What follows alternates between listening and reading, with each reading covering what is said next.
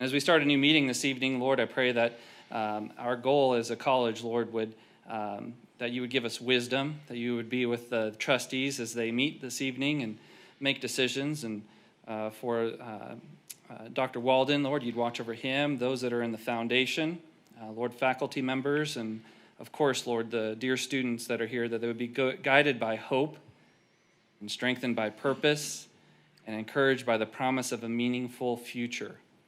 Lord, grant us the wisdom tonight in our decisions and humility in our successes and compassion, Lord, in our interactions. And we thank you, Father, for this amazing campus we see here today. Lord, I ask that you would continue to honor the efforts that are made and the leadership roles here at our college. Bless this place, dear God, and the lives of those that sit in the classrooms. Lord, I pray that you'd help grow them in their education and to bless them as they grow in their career paths. And thank you, Father, for this great nation we live in with such freedoms in which we have. Lord, help us not to take them for granted. And of course, Lord, we thank you, Father, for the Victor Valley and for the Victor Valley College. Lord, I pray, Father, you'd once again give us wisdom from on high. And we ask this in Jesus' name. Amen. Amen. Thank you, Pastor. Thank you. We have public comment. Are we going with, I have a public comment card. Is it non-agendized? So we'll go with Tim Adele. Come on down. I want to be short and sweet. I just want to let you guys know that on April 5th, Kylie Kirkland, one of our students, presented at the Honors Transfer Council of California Undergraduate Student Research Conference in Riverside in UTR. She did a wonderful job. She spoke on the five concepts of virtue in Plato, and then just people were asking her questions. It was just an inspiring thing. And Brandon, you know her. I do. From mock trial. Oh. Okay. Yeah, and she introduced me to a method that I do not like, that terrifies me. It's a method, and she calls it her method, where normally for these things 4 weeks in advance we're practicing and practicing and practicing. We got it grooved, and so she'd come up and she'd say, "Well, let's try this. Can you try this? Can you do something else?" And it wasn't until the day before that we had a presentation, and she knocked it out of the park. And I said, "I'm never going to distrust the method again, but it is going to shorten my life." The non-planning method? Yeah. Good. Right. And she had wonderful things to say about Brandon. I said, "You don't know him that well." Yeah. Clearly she lies. She lied, okay. And then the next day I was on the plane to New York with the MUN, which is a wonderful experience. You're going to hear so much about it. It's going to be so inspiring to hear from our students. And that's it. Wonderful. Thanks, Thank Tim. you. Thanks. I skipped. 1.5. I didn't. Public comment right here. 1.4 was, Okay. 1.5, anything deleted or corrected? yes. Under 8.8, under the heading description, there's a correction on the word flyers is misspelled, so it should be spelled F-L-Y-E-R-S. Under 8.14, under description, commencement is held on June 18th, not June 12th. And under 8.37, under the category need, the first word of the sentence installation needs to be capitalized. All brought to our attention by our student trustee in her 8.37. weekly meeting with me. 8.37. Good job, girl. What should 8.37 say, Dr. Walden? Just capital I. Mine has a capital I. No, the actual attachment. Oh, Good. Beautiful. All right. 3.1. So we have a tenured faculty celebration. So is Susan Ollie here? Susan? And how about Sean Cullen? Do we have the plaques? All right. Sean, come on up. Prepare to be embarrassed. Like it's your birthday in a restaurant. Here, up there? Ah, where do you want him? How about Sean Cullen? Now we're getting feedback, Tim. All right. Sean, come on up. Prepare to be embarrassed. Like Okay. it's your birthday in a restaurant. Can we, let's hold 1 second. We've got a, did we fix it, Tim? Yes? Thumbs up. We got a thumbs up from the back. He puts his hand up like, there we go. Okay, Dr. Walden, take it away. Where'd you go, Haley?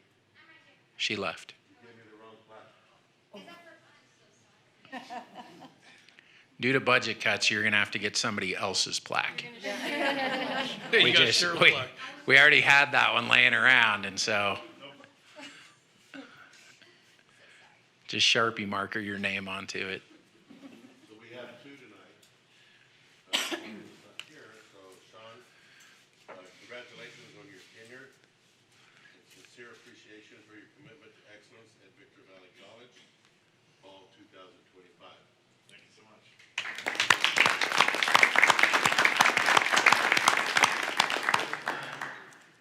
We're going to take a quick break and have cake. Let them eat cake. Celebrate. But before we do that, Sean, do you want to say anything? You can have the microphone for a minute. I'm good. You sure? Okay, all right. I think he wants the cake. The cake. Okay, all right. Break time. Break time, cake time. Break time, cake time. Cake, yes. What'd you get in the bag? It's a Mother's Day.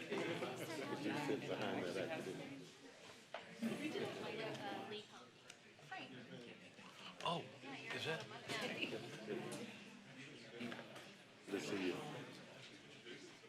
Cake, come on. Cake, come on. I'm gonna. Yes, Mom. Yes. Look, guys, here's our cake. Mom and Dad said you need to eat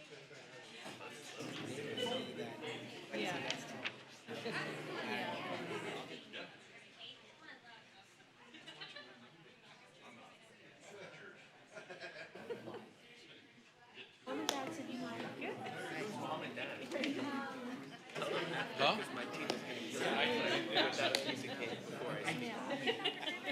Call me when you need it.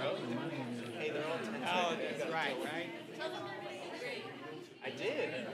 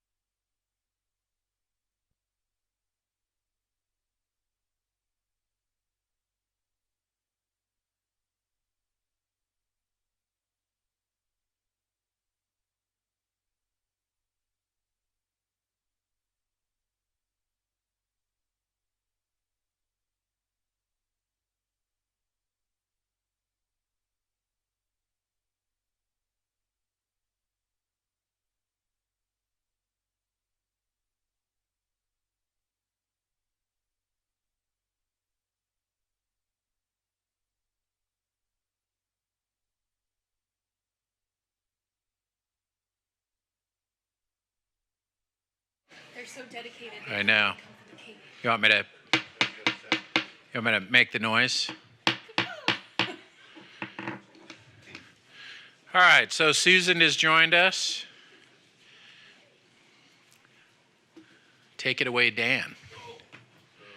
Susan Ollie, on behalf of the district, congratulations on your tenure, 4 years of waiting it out. Sincere appreciation for your commitment to excellence at Victor Valley College Fall. It's my life. It's There's no such thing as zero. We all got shut up. I'll never forget. They said it says that. There's something. This says 0 calories. There's something. They've always got something. Something that they take you off of camera. No. We got an email today about some property manager. Oh, Jamie. Yeah, no. So she will take it from here because she does all the properties. Okay. Yeah, no, I'm not. And we're still moving forward. I've got my list. I've got my list. I've had some internal issues. I came really close to firing somebody.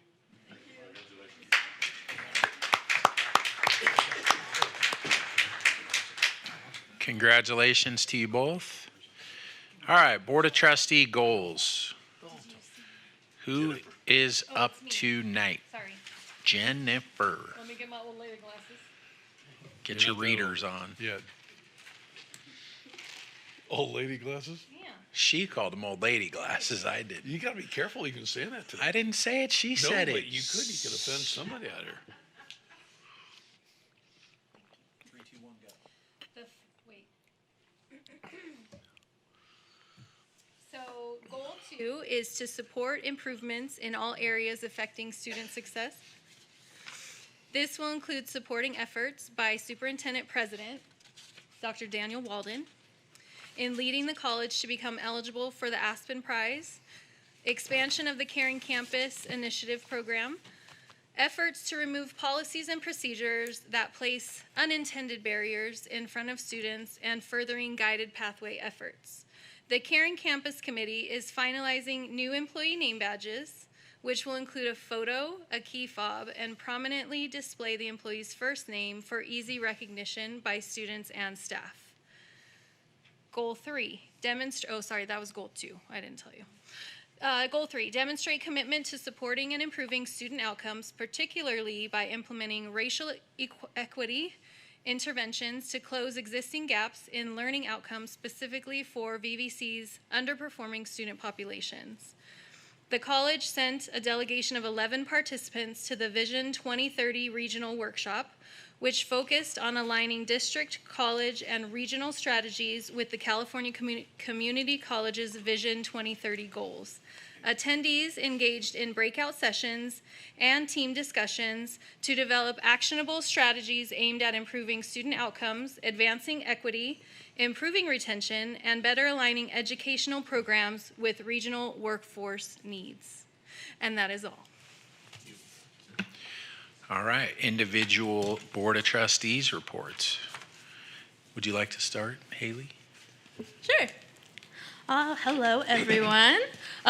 These next 2 days are busy since we are starting with our grad fair in our student store. And let's just say it's been extremely packed with our students grabbing their caps, their gowns, their tickets. And they also have a section up in the ASB office where they can decorate their caps. And I think it's a great opportunity, and they are definitely looking forward to walking that stage on June 18th. It is also Military Appreciation Month, so I want to give a shout out to our veterans and everyone who has served and is currently serving. We did shout out our Veterans Resource students in the Rams Monthly, so definitely look for that. It is also Mental Health Awareness Month, and we did give a shout out to that as well. We are wrapping up the first season of Ramplify. It's available on all podcast platforms and YouTube. The current episodes right now are on my Vice President, Thais Jenkins, as well as our first faculty episode on Tim Adele, where he roasts the host, Andrew Caravella. And I'll leave it at that.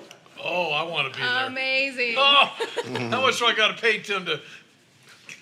Only kidding. Wow. That was Sorry very about that. excitable. Yeah. Joe. I gotta watch what I say to Andrew. Only kidding. I'm gonna bring one of his favorite political guys to roast him. But last month we had the great honor of touring the Skechers facility down in Moreno Valley. Trustee Terrell was there. Dr. Walden was there. Dr. McKenzie, Dr. Scott. Andrew was there. Robert was there, and we were the host of Ido Manzivi. And walked his 2.5 million square foot Skechers facility. I don't know if I've said it before, but I'll say it. If I haven't, I consider Ido one of the smartest people I've ever dealt with in my life, and I'm pretty lucky. So he gave us a great tour. It was fun. The whole idea was to talk to us as trustees and leaders of the college on how do we prepare for the employees that these distribution facilities are going to need while they're out here. So for those that don't know, we have about 33 million square feet of industrial facilities out here today, which is not a lot. We have 80 million feet right now being entitled or approved or going through the process. Amazon just opened up, is under construction for a 2.5 million square foot facility. So my concern is how does the college interact with that industry and better prepare? So it was a great tour. I'm glad everybody could be there.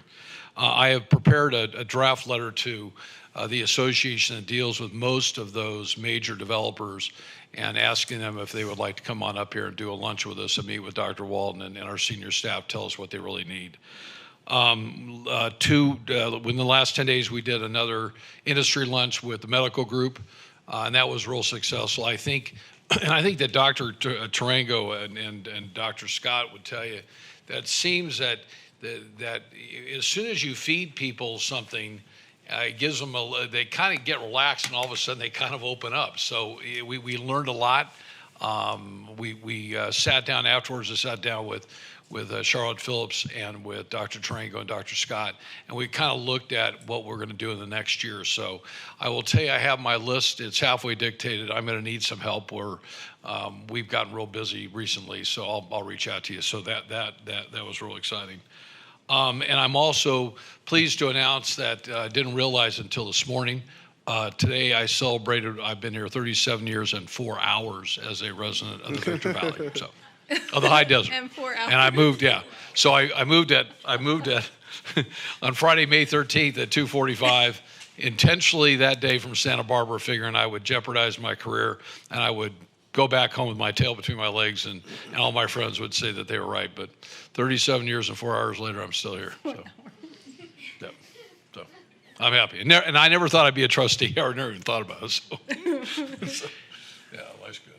Jen, unless you're not ready. I'm ready. She's ready. Okay, go. Old lady ready. I don't know if you guys heard that or not, but whatever. That's fine. I can take it. So in preparation for ceremony season that is upon us, correct? Here Yep. at VVC, we have a lot of ceremonies coming up, right, Dr. Walden? We do, Are you ready for it? totally. Are you pumped? Are you all pumped for me to high five every single graduate? Make it real slow for you? No, I'm just kidding. So I did not attend all that many events last month, but I'm ramping up to really attend a lot of events this upcoming month. So my organization that I am employed by that pays my bills did host an event here last month, and it was pretty fun. It was during the day. And they had an Ask the Doctor, which was great. It was one of my favorite doctors, and really fun. I walked by the hallways, as I do, and there was a line dancing class, and people were just having a rockin' good time at this event center. So it was like merging my two loves, which I'm very happy to see. So I look forward to seeing you at some of the events, and let's have a great summer. Thank you. Stay cool. Have a great summer. Chappelle. All right, good evening. So last month, I got an opportunity to attend, I think it's the VPC Jazz Ensemble, but they did an amazing job. They had one lady, young lady sing one of my favorite songs by Stevie Wonder, My Cherie Amour. So it was just a really good night packed with really good entertainers. They also played Dave Brubeck's Take 5, which is another one of my jams. So I enjoyed that. on Wednesday, April 23rd, during the week of the Black Student Success Week, I got an opportunity to go down to Building 30, and I got familiar with Mr. Kroom's space. So he's created a really nice, relaxing space for students, and I think it's called the Umoja Center. But anyway, while I was there, I had my son with me. My son's visiting from Grambling State. He's also going to be taking a course here. So he, at one point, was a student here. And after leaving that very relaxed space and meeting so many students, and they were all really congenial, and they came up and they met me, they met my son. My son said, "Dad, it wasn't like this when I was here a couple of years ago." So that's a testament to the space that Mr. Crooms has created. But then later during that same week, I think that week culminated with a basketball game where the staff played against the students. And so there was Mr. Crooms, as well as the athletic director, and I want to say Mr. Fund, and the basketball coach, and they were playing against a co-ed group of VVC students. And it was a really, really good game. I mean, it was neck and neck the entire thing. And a lot of very friendly faces were there. I saw Dr. Young was there, I saw Art Lopez, and all the students that I had just recently met at the Umoja Center. Everybody was just really friendly, and it really was a very nice week. And yeah, I look forward to seeing more events like that. Thank you. Steve? So I had quite a bit of activity with the local high schools that are going to be future students of ours. Met with the Mojave High School Career and College Fair. Got to present some ideas for local employers that are in the area. Very important to me to try to keep these kids local.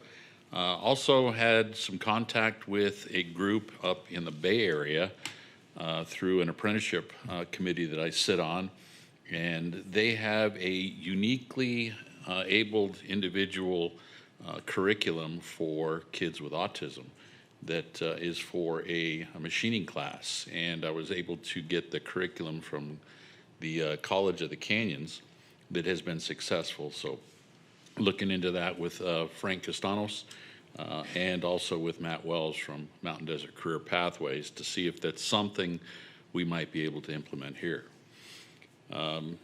Also went to the Mountain Desert Career Pathways Gala. That was an exciting event to see a lot of scholarships being handed out to our local high school kids.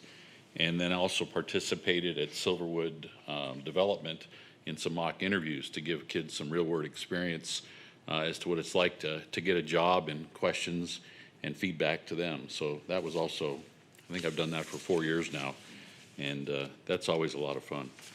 So, and then I did go to the Skechers facility with Trustee Brady, and we definitely got our steps in that day.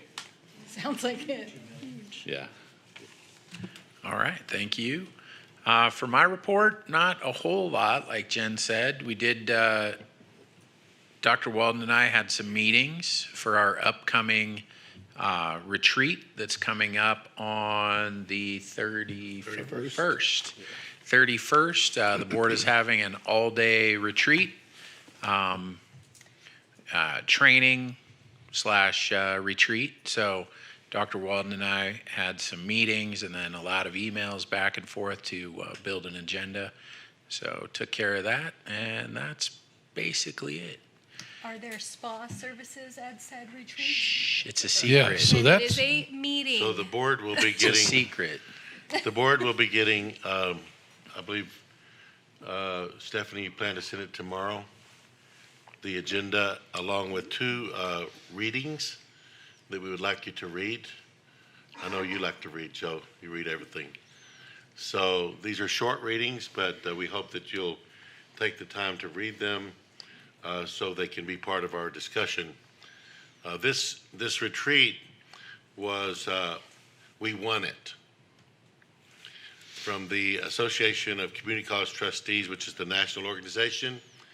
And last year, they sent it out and said, submit your application and you can be for a free retreat that we will provide. And so I just thought, well, what is there to lose? We don't have a free retreat now.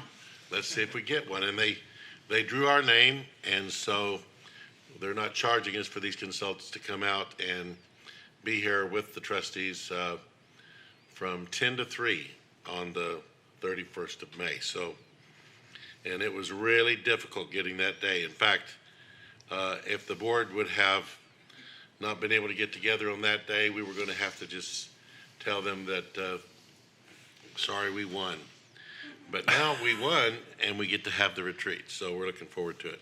We were actually hoping that it was going to be held in Maui, but Right. Dr. Walden turned that idea down, so. Yep. Yeah, because they wanted me personally to pay for it. No. That's it, so good. All right. Ready for mine? No. Yes, 6.1. So, Kavork, have you got students with you tonight? Yes. Excellent. So, if you guys don't know, tell them, I don't think everybody knows, Kavork, what is Model United Nations? So, we got a couple of new trustees here and maybe people in the audience. So, just give them a quick one on that. Sure, thank you. We started here at Victor Valley College. Model United Nations Club started in 2002. Back then, it was only 4 students that attended. Kevin Grisham was my teacher. I was on the first ever team. He started it with 4, and the only thing I heard in this class was, we get to go to New York. Sure, sign me up. But I didn't know what the work was. I didn't know what it did. So the students put together a little picture slideshow, and I'll let them play that in a second. But MUN basically is a program that started nationally right after World War II when the UN was first created, and it gave students an opportunity to represent a country. So this year we had to represent, as Victor Valley College, the Republic of Poland.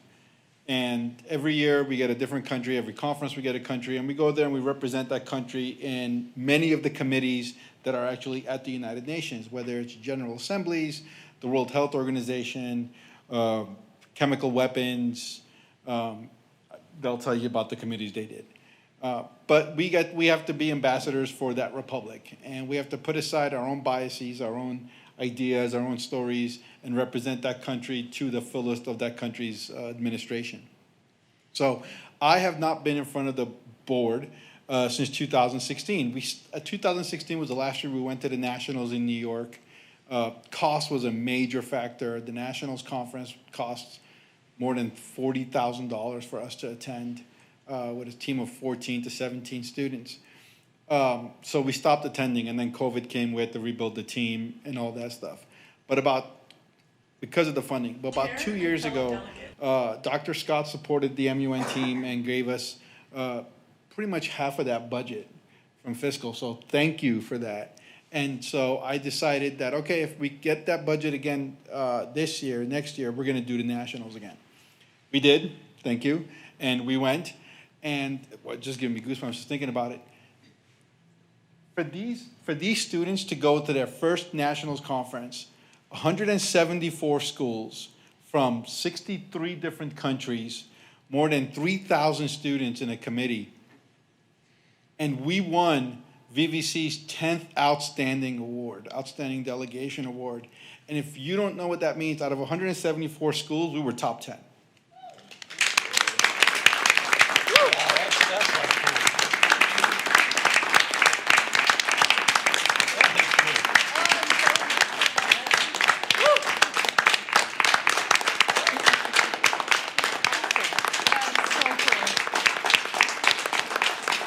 Who said it can't be done? Right? Yeah.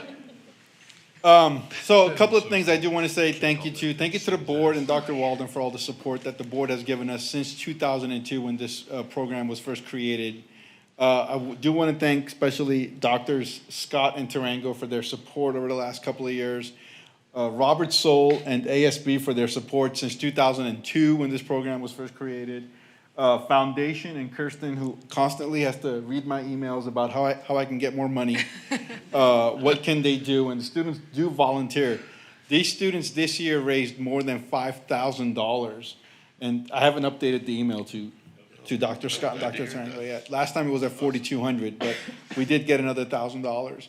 So, and on top of that, on top of just preparing for the Nationals and conference, they have to attend single-day conferences. So I hope next year I'll email all of you and you all can take a chance to attend.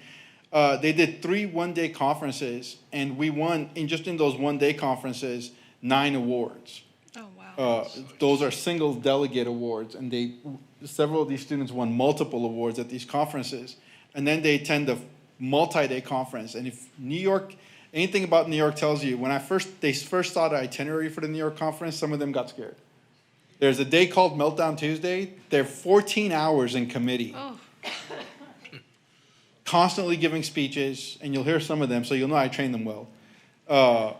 And constantly giving speeches, working, writing resolutions, understanding international affairs, borders, geography, international law, and all of that. So I'll stop talking, and I'll let them introduce themselves, and they can tell you some of the stuff they did.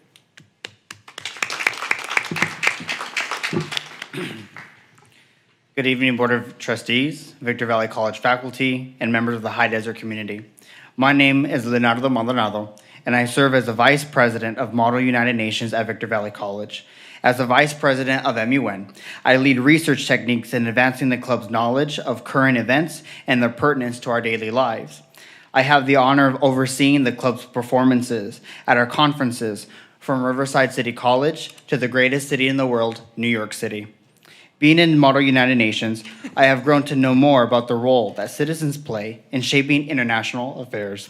None of our work, including my own work as a Vice President, Director General of the inaugural session of our high school conference, HDMUN, and the head delegate of New York Conference, would be possible if it wasn't support of the Board of Trustees, the Victor Valley College Foundation, and the staff and faculty, including Tim Adele and Kavor Kazanjian at VVC. Now, on behalf of the entire Model United Nations team, thank you for your support, and we look forward to continuing our success in future years. So thank you. Good evening. My name is Grace Hickey. I was MUN president last year, a head delegate for our New York conference this year. I also had the privilege of pioneering a new role that has become paramount to our club. I founded the High Desert Model UN Conference and served as its Secretary General. The goal of this conference was to engage local high school students and hopefully use it as a recruiting tactic for the future. It was the first fully student-planned event to be hosted in this event center, and we are already seeing interest in next year's conference. I also had the pleasure of joining the team on our trip to New York for the National Model UN Conference. This was my 18th conference with this team and also my last. Being able to sit in on the UN General Assembly Hall was very inspiring, but nothing will compare to the relationships I've built with my peers, not just at VVC, but around the globe. Being a part of a team that won top 10 out of 170 plus schools from around the world is just the cherry on top. This club gave me opportunities that no other school could have, and I'm forever grateful for the support from ASB and from this board. Thank you.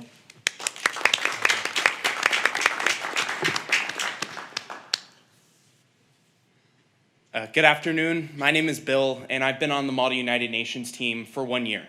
This is my freshman year, and it's my only year competing in Model United Nations, but I've learned a great deal. Model United Nations helps a lot of our students at VVC achieve things they would not have been able to do otherwise. For many, that's traveling to New York. For others, that's giving up and giving a speech in front of an audience. It also helps to prepare the next generation of workers who are going to come back to VVC, come back to this community, and show off what they've got. We're gonna come back and we're gonna improve our community thanks to your support. Now also, as Kavork mentioned, we were able to do a great deal for the school in showing that community colleges are just as good as universities and as other institutions who are more typically seen winning these types of events. It was a great source of pride for me to know that VVC was not only one of the top 10 colleges that was at that competition, but was the only community college to be at that ranking. And I think that that is because of the support that we've had, not just from faculty, not just from staff, but from the trustees. So I thank you for that support, and I ask that you guys continue that support in the future to help us support the next generation of Model United Nations students. Thank you.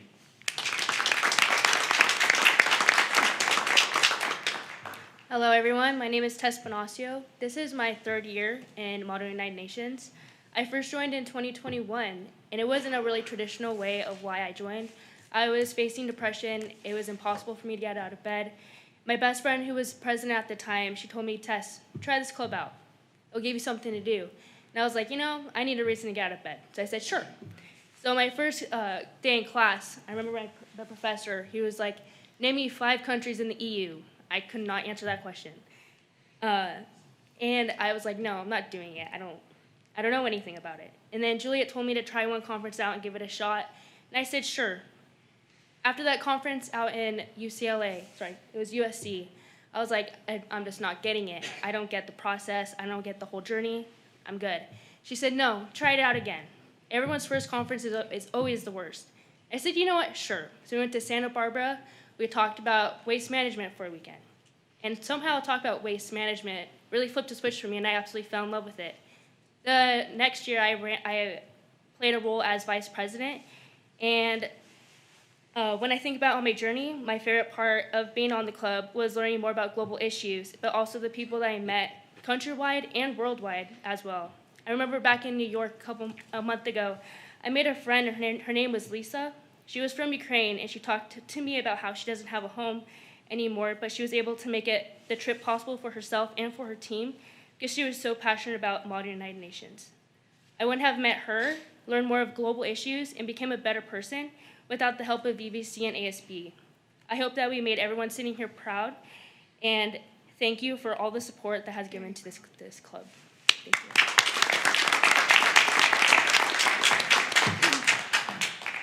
Hello, everyone. My name's Roque Real. I'm a first-generation American student. Both of my parents are immigrants, one of them with questionable status. And when they came here for a better life for their children, I don't think they would think that one of their kids would travel to New York with the help of school and bring home an award for Victor Valley College. MUN, this conference, I have met different students from different countries, such as Ukraine, Italy, and Canada, and I kept being guilty I kept apologizing for, I don't want you to be our 51st state, and it's those connections and that socialization that has helped me gain a sense of humor and a sense of intellect that I don't think I would have had without MUN. Thank you.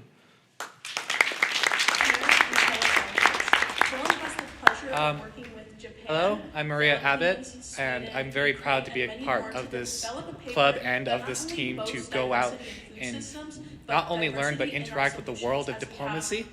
And I'm also very proud that I managed to restrain myself from calling you Honorable Chair. Ironically enough, I've only been with this team for the past year or so, and it has been the best decision I've ever made in my life, to be frank. I've been able to learn so much, not just about the world of diplomacy and how the United Nations work, but the real things it takes to be able to solve the kind of problems the UN approaches and how to interact with other people that I would have otherwise never even heard of. I've been able to meet so many wonderful people through every single conference I've been at, so much so that the more conferences I go to, I end up seeing more people I've worked with, and I'm able to build a relationship with these people in a very nice and foundational way that has helped me throughout my career of trying to go through this. And I'm very proud of my team, and I'm very thankful for the board for assisting us in such a great endeavor. Thank you.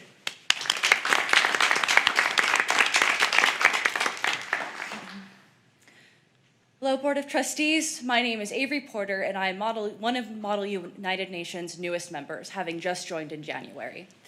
Even still, Model UN has been a life-changing experience for me. A lot of my team members have already talked about learning about global issues and politics. However, I want to touch on the soft skills that I think bind us together as a society. The powers of negotiating, of just going up and talking to people as equals. Soft skills that I think as a society we are losing. And I'm so thankful for Model UN for teaching me the importance of these and helping me practice them in ways that are going to follow me into my career in the future. Thank you so much to the foundation, to my team coaches, and to the Board of Trustees for allowing me this opportunity. Thank you. Hello, Board of Trustees. My name is Angelica Acosta. I am Model United Nations Secretary, and this is my first year in being in Model United Nations. In this club, I have learned the importance of international policy and how to be a leader, not only in Model United Nations competitions, but a leader in the real world. This club has fostered my academic success and has encouraged me to make important connections and step out of my own comfort zone. Competing in New York, there was no doubt in my mind after spending time with this team that we would make a big impact.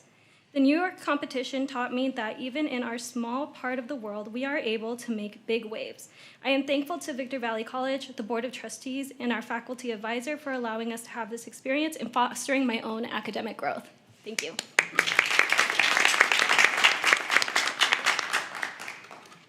Good evening, my name is Abigail Acosta. I'm a first-year BBC student, and I would like to share a bit on my experience at NMUN New York and MUN as a whole. New York was an eye-opening experience for me. I was able to learn a lot about myself and make deeper connections with my peers through discussing topics that affect us all. I came out of my shell and took initiative to speak and ask questions, allowing me to create friendships with new people I met during that week. Although there is still so much more I can improve upon, I believe that joining MUN has been one of my most rewarding and productive decisions I have made as a student thus far.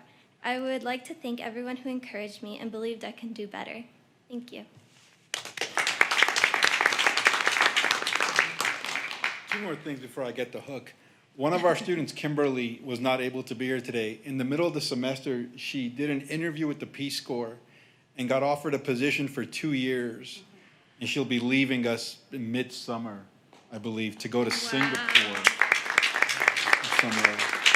And the other thing was, and I forgot to mention it, but Grace and Leo brought it up. This year, in 2004, Dr. Bozanelis at the time, who ran MUN, had an idea of putting together a high desert high school MUN conference, and we did that this year. And we had high school students from up here, even down in Colton and Riverside, that came up here and attended it. We held it right next door. It was in this great, beautiful center that there was, so that was wonderful. The reason that actually popped into my head, Trustee Stephen brought up that we need help getting through the high schools up here.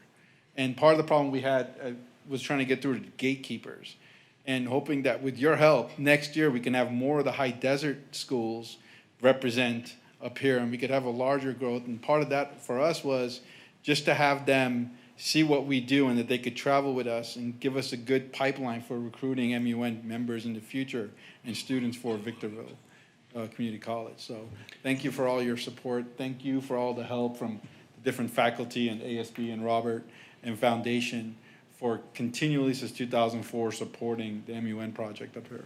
Thank you.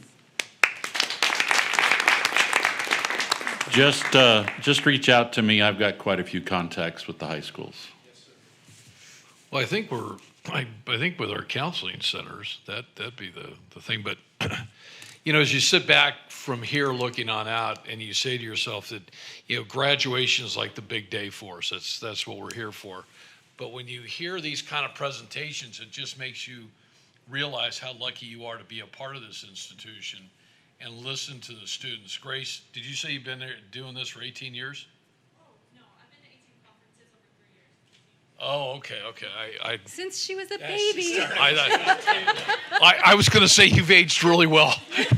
So, yeah. No, and you all did such a great job in your speeches, but Bill, I got to single you out. I said to Trustee Tarpley, he's going to be a congressman or senator someday. You're very calm. You're very clear, and you're very confident when you're speaking, and all of you all are. And I'll just say that this is what it's all about for us. I mean, you don't have to come back and ask for support. I mean, Dr. Walden knows exactly. I mean, God bless you, and I think, Kevork, your idea of recruiting, you know, get them in the pipeline. Yeah. You don't want to put us up against them. You want to just kind of recruit and bring them on in here so we have a constant pipeline of winners. I mean, Congrats. just procedurally, there is cool. the ask that has to happen. Okay. This will be an easy one. I think. Yeah. I think Joe was saying he's going to write a check Joe's from gonna sign Bradco off. companies. Bradco companies would like to sponsor. Oh, look at what he just did. No, Bradco, actually, the Brady's gave close to 30 grand this year, so I think we put our money where our mouth is. So maybe it's time for the trustees to open up their checkbook. Isn't that right, Kirsten? Yeah. I think it's close to 30 this year we gave. So I think that bank account closed for a couple of months. But I'll tell you, we're glad to do it. And this is why. I mean, you all seem so confident about what you're doing, and that's what we want. I mean, we want people to be confident when they leave here. So. Leaders. Yep. All right. Okay, if there's no further comment, we'll go from New York to Spring Valley Lake. So cool. Vicky Fitch. You know what? We need to get the list of the 164 that they beat. Right. For sure. Make sure you can hear me. There we go. I feel Vicki, like just for you, Kavor, can I just ask you a question? I'm curious. If you could come back next month or just send us this, I'd like to know the 164 teams you beat. Yeah, I love winners and losers, but I'd love to see, yeah, no, seriously, yeah, kind of rubbing a little bit, No, it's just when they say Victorville and say, where are you from? Yeah. Tavor, send me the list. I'll get it to the board. Yeah, that's so cool. Congratulations. So proud of you guys. Sorry, Vicki. No problem. They deserve it. That's an amazing achievement. We should definitely celebrate it. That's our future leaders of America, Absolutely. right? That's what we 100%. need. why we're here. Confident, strong, confident people. Well, welcome to you guys. Thank you for having me back. Last time I know you guys had some questions that you weren't able to ask because it wasn't, I didn't get put through on the agendized item. I always try and write a statement. I'm happy to answer questions for you, but I write a statement that way no one can misinterpret what was said and we have it in writing. So I'm gonna read something. I'm gonna surprise you, shock you, make you smile. I don't know. We're gonna go through a little drama really quick, but thank you for letting me, for joining me on this situation we're trying to unravel.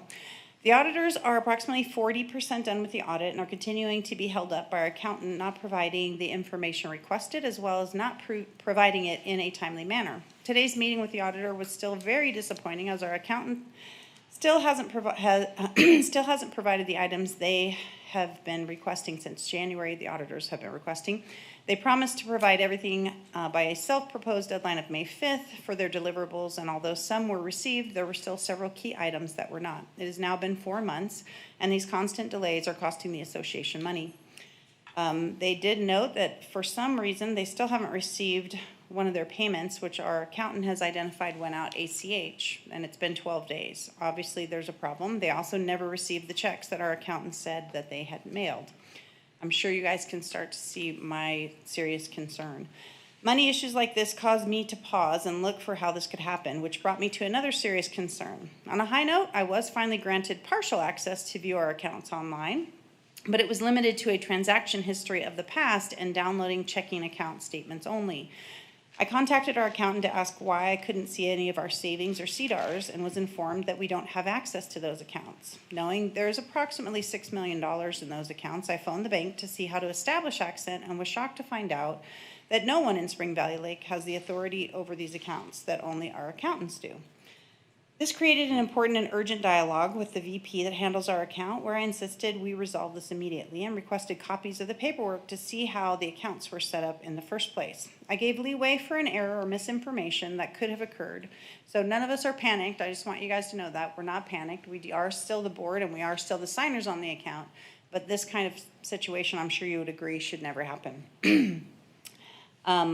We gave leeway for those things, advising them I needed to know so we could, if necessary, we could call an emergency executive board meeting to make sure that the SVLA accounts were under our complete control and that access was granted to our accountant to provide the fiduciary responsibilities we hired them to do, but that it could be revoked at any time, not the other way around.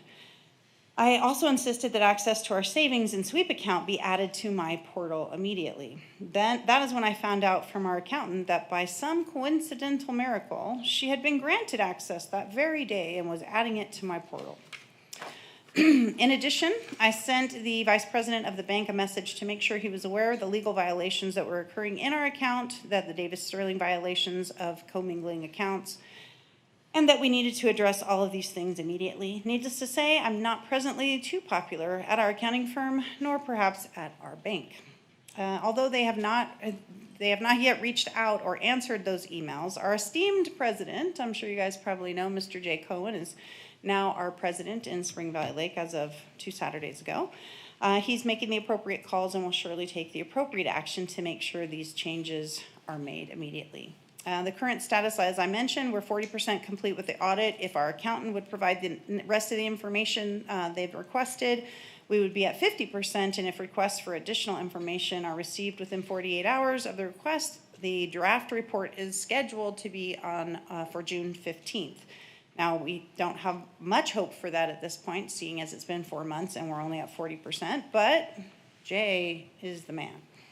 Like I said, there's a lot of internal stuff that's going on, but we are on top of it. And again, I realize we're airing some dirty laundry, but transparency, I think, is the key. If people found out what was transpiring without it being public knowledge, they would start to panic. So we are giving you the information. I will share it with the community as well. And again, we're on it. We're very aware, and we're gonna chalk it up to an error that we're gonna fix immediately. But we just wanted you guys to know. So, do you have any questions? No, I always leave you guys speechless, right? Right, shocking.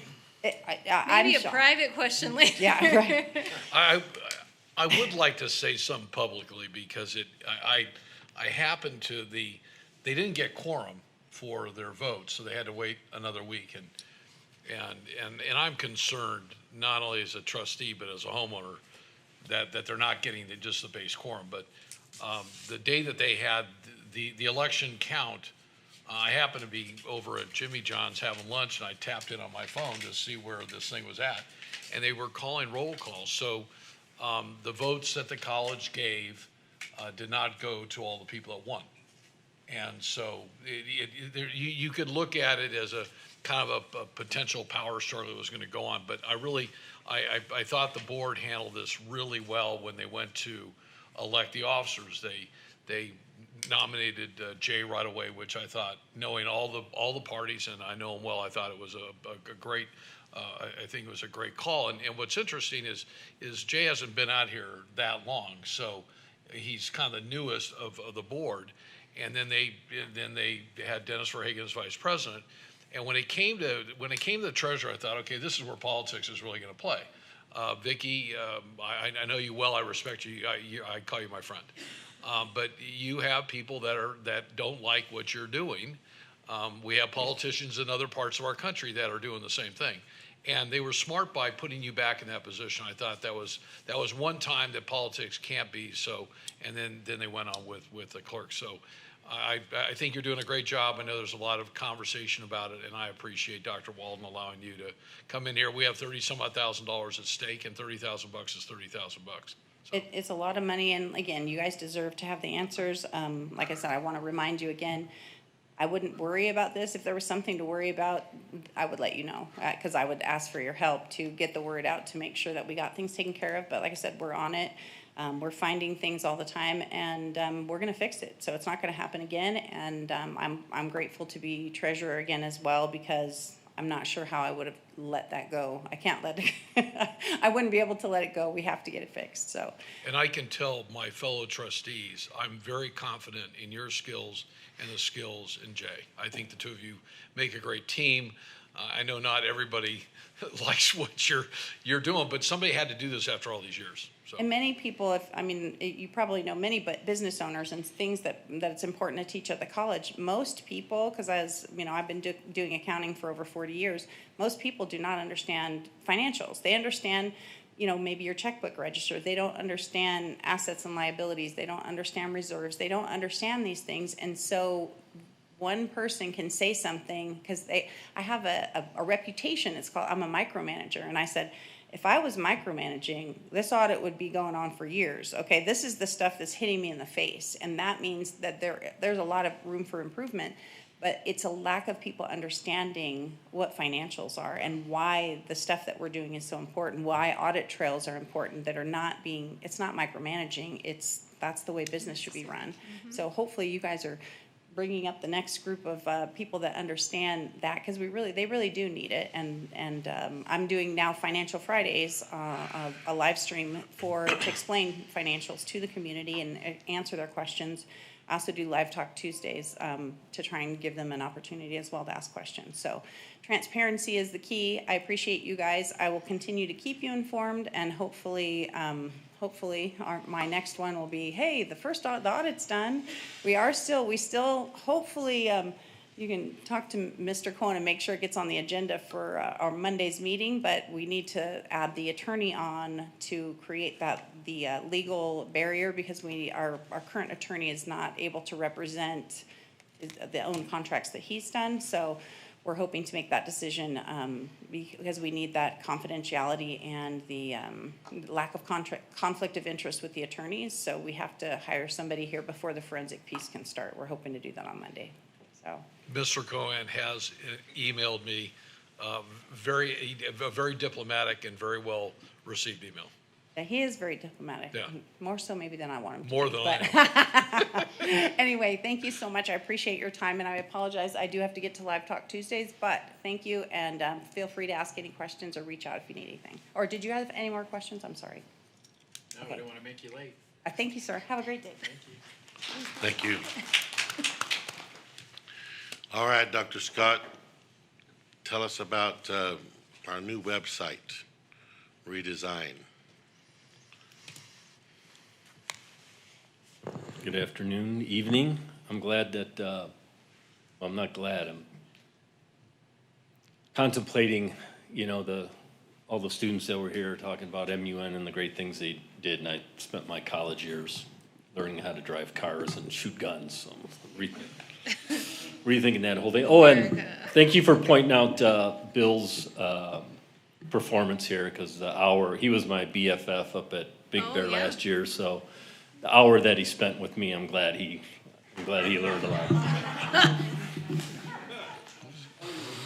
Bill Tate, that was who you said is going to be the congressman. PowerPoint? Oh. Yeah. Did he? So before we get to the website redesign, just wanted to tease a little bit about the college's new logo. The what? Huh? The llama.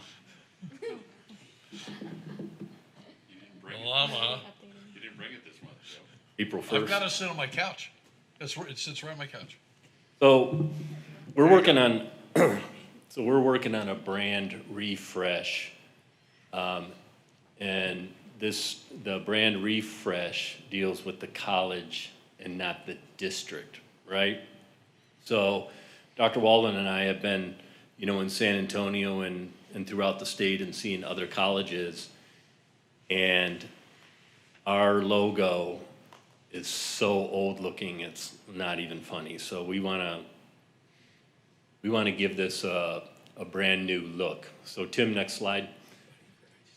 So updated brand guidelines. So one of the things that's really important about this as well is standardizing the brand, standardizing the way that the college and departments and disciplines within the college use the brand properly, so we deliver a consistent message to our community and to the students. So it's that refined logo. Robert, our esteemed colleague here, will be the one that will be the enforcer of this and the holder of it. But it's a refresh, it's a modern, we are standardizing the typography that's used, the fonts and the colors for this. So drum roll for next slide, Tim.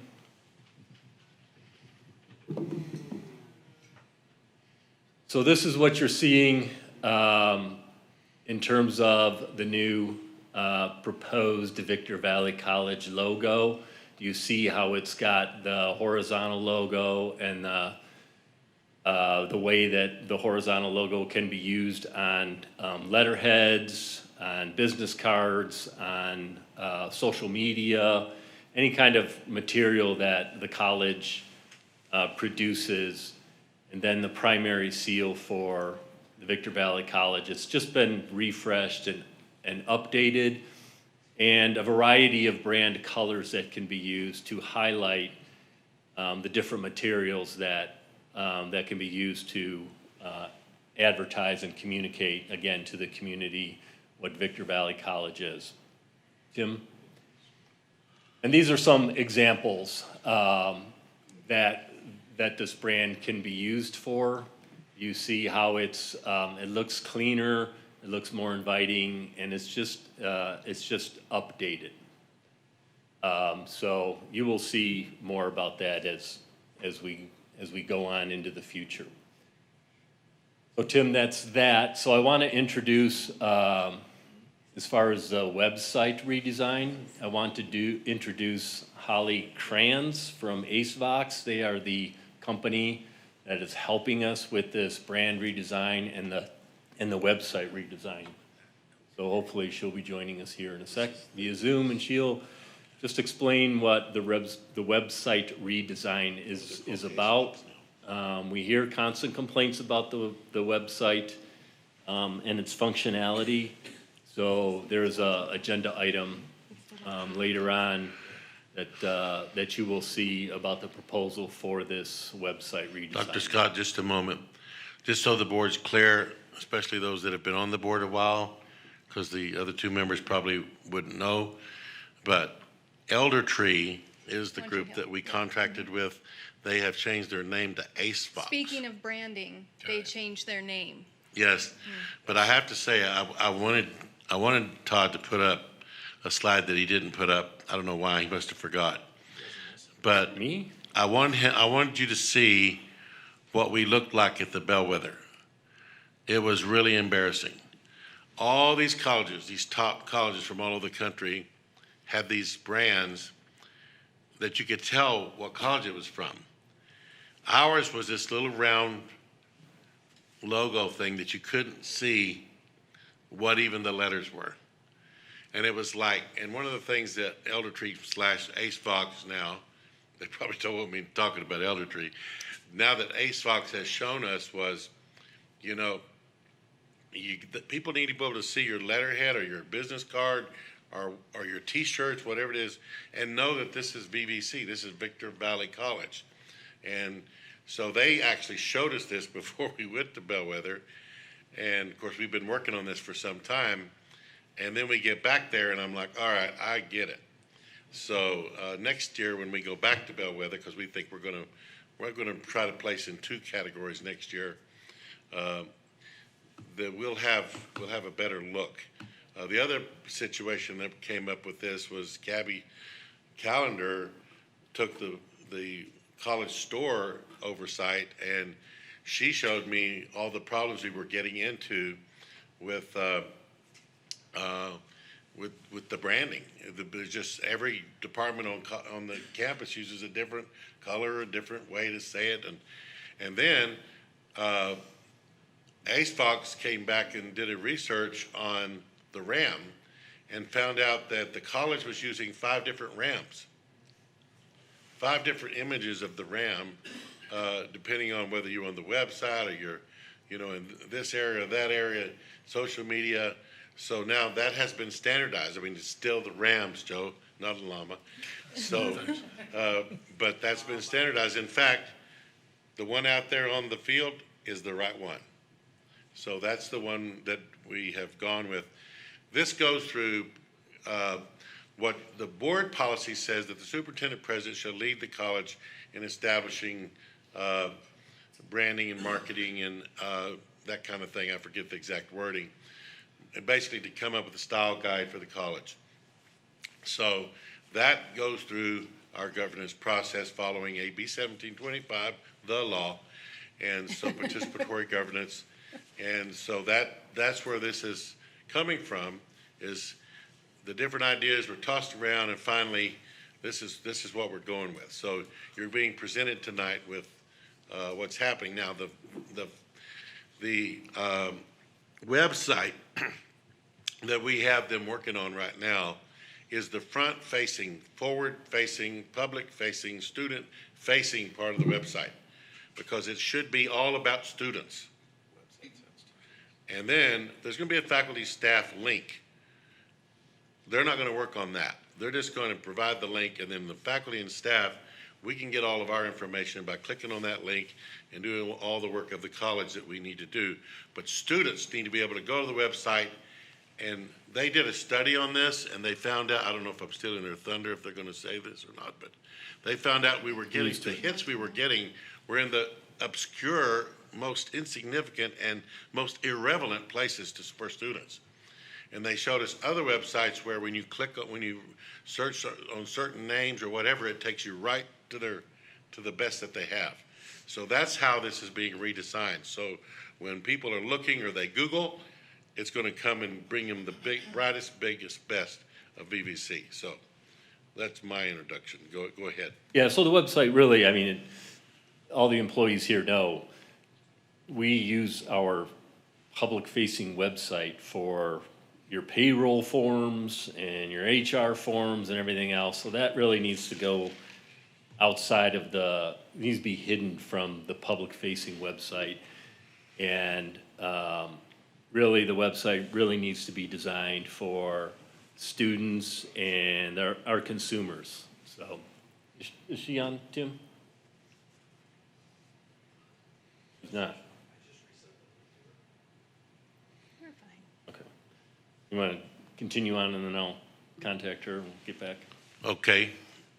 We must have lost her somehow. That's technology. What's wrong with technology, Jay? It doesn't work. Okay, we'll move to the next item. Mackenzie Tarango, Dr. Tarango is going to talk to us a little bit about our criminal justice program and some challenges we are currently having in the interest of transparency.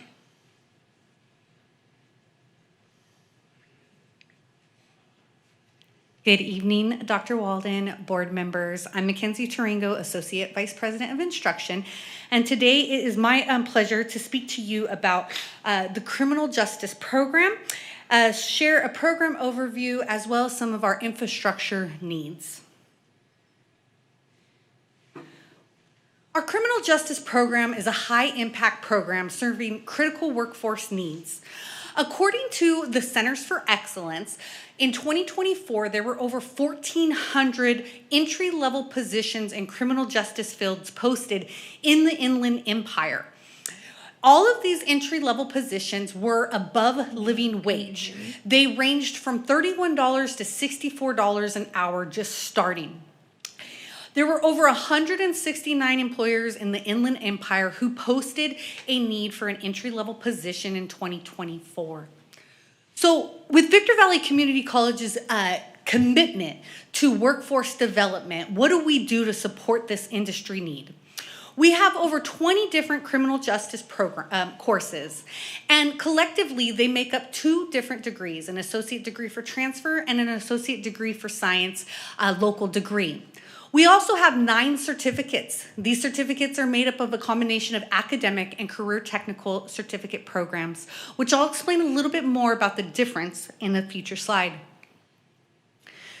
So who are our students enrolled in these programs? Well, across the past 5 years, we've served over 3,000 students. The largest ethnic makeups are 66% Hispanic, 16% white, and 10% black. Our largest age groups are 18 to 20-year-olds coming in at 42%, younger than 18 coming in at 21%, and 21 to 25 years old coming in at 21%. Less than 1% of our student population in criminal justice is an English language learner, 2% are foster youth, 4% are disabled, and 60% are economically disadvantaged.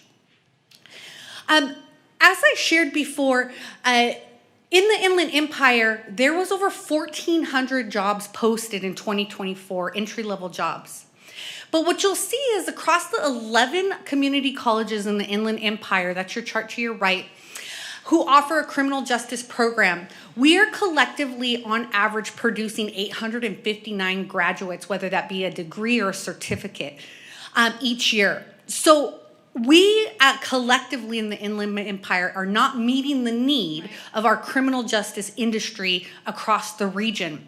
You'll see that Victor Valley College is coming in 5th with an average of 100 degree or certificate awards a year, with Mount San Jacinto coming in at 108, Chaffey 123, Riverside 127, and Moreno Valley 147. And if you know the size of those colleges, you would know that Victor Valley College is a little smaller than them, yet we are competing with what we're producing. But what we're producing is still not enough to meet the local demand. In 22-23, the college's student body grew by 27%. Our criminal justice program that same year trailed slightly behind, growing 22%. But in 23-24, when the college's population only grew by 16%, our criminal justice program grew by 23%.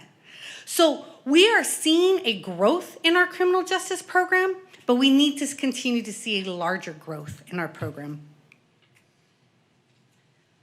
The beginning, I shared with you that we offer programs that are both academic and CTE. What do I mean by that? Well, technically, everything we offer in criminal justice is a CTE, Career Technical Education Program. But within the industry and within the program, they affectionately define academic and CTE differently. The CTE classes they refer to as the classes that require a third-party certification, certifying body. So on the left-hand side of that slide is a list of our 20 courses. And then you'll see 5 of them that are highlighted in yellow. And those 5 all require an outside agency to certify those courses, meaning we have to have certification in order to offer the courses and to then certify the students upon successful completion. That certified, and that's very similar to like the FAA in aviation.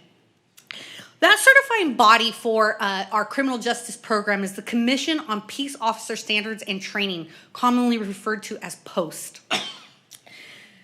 But it is no secret that our POST certification has experienced some bumps along the way. In the past 3 years, our certification has been suspended twice, and most recently was in January of this year. As an institution that's committed to the continuous quality improvement process, we look at these as not just areas of growth, but areas of opportunity. In reflecting upon it, we have identified that there is a need for restructure within our program, a restructure of our infrastructure. We need to align our personnel resources with our regulatory demands. Currently, our infrastructure is such that we have a dean that oversees the program. It's the Dean of Public Safety and Industrial Technology. So it is a dean who oversees multiple programs, and one of them is the Criminal Justice Program. Under the Criminal Justice Program, we have 1 full-time faculty member. We have 1 instructional assistant. We have 2 post coordinators, which are part-time faculty members. And then we have a bunch of other faculty members who fill the classes. When we look at this, our collective bargaining agreement does not allow us to require the full-time faculty member to be responsible in any capacity for the post-coordination or implementation. When we look at our instructional assistant, our job description does not allow for a minimum qualifications to be required, that of post. Thus, they cannot participate in the post-regulatory process as well. So the college has primarily relied upon utilizing part-time faculty members to do the post-coordination. After our first suspension, approximately 2 to 3 years ago, we increased our post-coordinators from 1 to 2. But what we see is that we still struggle with this infrastructure in that they are part-time faculty members and we are limited to what Ed Code has in how many hours they can serve. It's a hard shift. The shift starts at 6 and it ends at 10 p.m. every night, usually Monday through Thursday during the term. Our part-time coordinators often have day jobs in which they are first responders. And as you probably know, first responders have a call to duty, and BVC is not first when that mandate is called upon. So when we look at this structure alone, we have identified that there is a need to restructure for excellence, to not only meet the post standards, but also to advance opportunities to grow our program to meet industry needs, to help do our part to fill those 1,400 jobs that are posting every year in our region. Currently, Post, as a result of our second suspension, has initiated their right to conduct a basic course certification review. So think of it as it pertains to the ACC-JC accrediting body. They review the work that we're doing as an institution to identify, are we meeting the standards that they have set forth for us? Are we doing great? Where do we need improvement? Is our improvement so minimal that they just mark it and we make a commitment to improving it and we share upon that on our next review? Is it where a probation for our accreditation, but in this circumstance certification, is required? Or is there a need for suspension? This review will take place in May, later this month, and upon receiving those results, we will conclude we will finish up our restructure proposal that we will be giving to Dr. Walden to addressing not only the gaps that we've seen thus far, but we're waiting to find out what other concerns that maybe Post is aware of or would like to bring to our attention that we are not aware of. We'll take all of that information and propose to Dr. Walden a restructure plan. So what am I here to share with you today? I wanted to just share in conclusion that our criminal justice program is an asset to this community and is a need for our region. We have many students and we are a top performing school across our region and producing in the top numbers of students successfully completing. But we have experienced bumps along the way, bumps that do need to be figured out. We have identified that it is an infrastructure situation and that infrastructure needs to change. We will be working hand in hand with our certifying agency Post, awaiting their results to finalize our restructure proposal. And you should be hearing more about that in the coming months as we work to finalize our restructure. Any questions? I have a question. So the slide back that said like all the different schools in the Inland Empire, and Moreno Valley was one, Riverside, Chaffee, how do they structure their staffing? Yes. So everybody is structured a little different based upon their resources. Mm-hmm. One model that we are looking at that seems to have less turbulence, is administration, a program type manager over the Post program. So it is it's a full-time employee dedicated to the management of the Post requirements. And that's all they do? Yes. Well, mostly. Correct. Yeah. Mm-hmm. That would be correct. Okay. Interesting. Is it a full-time job? Is it a full-time job? Great question. Well, one of the biggest complaints that we receive from the Post coordinators is that the hours allocated to them are not enough. Mm-hmm. On average, they're receiving 4 to 5 hours a day.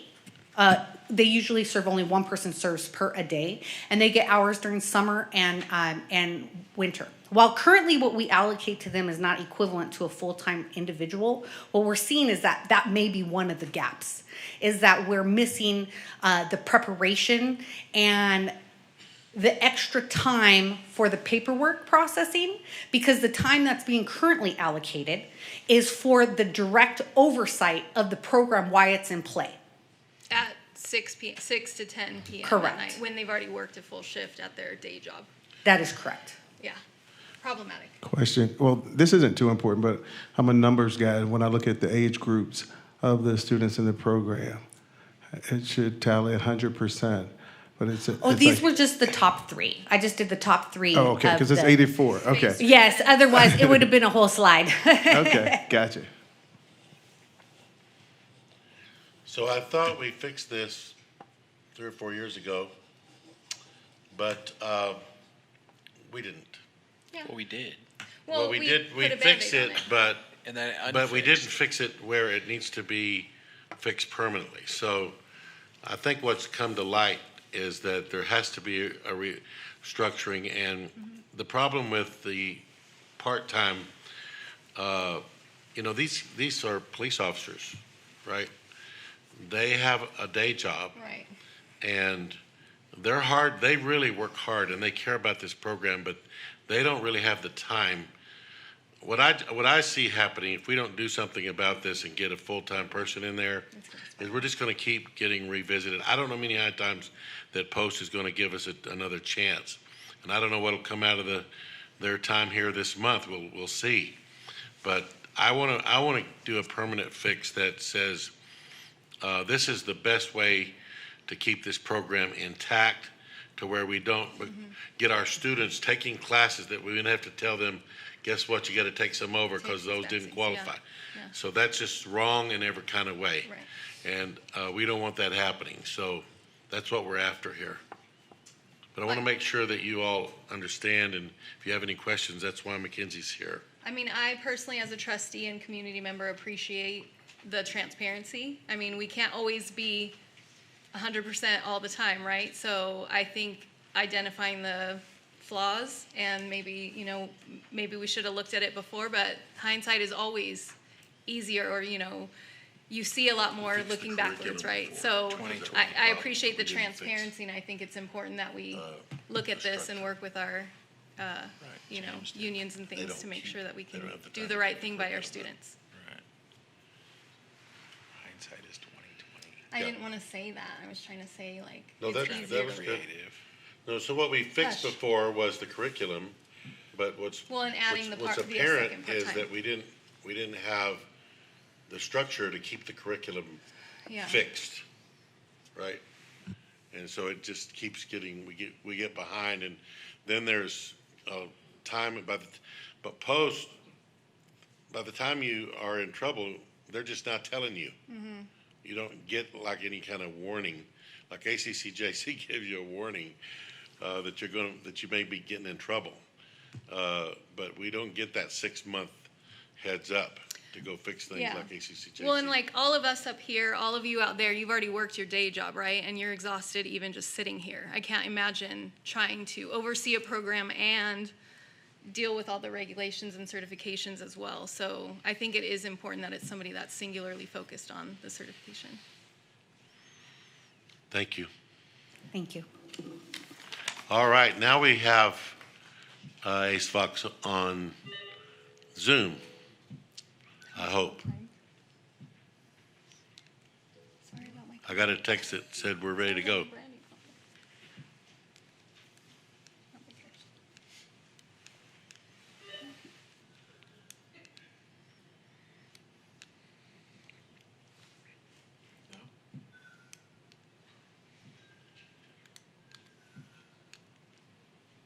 All right, Holly, do you hear us now?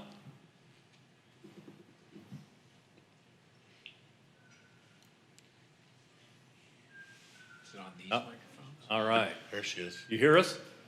Yes, I can hear you guys now. All right, great. So let me introduce Holly Kranz. She's a vice president at AceVox, and we've been working very closely with her on a number of projects. So I'm going to let you take it from here.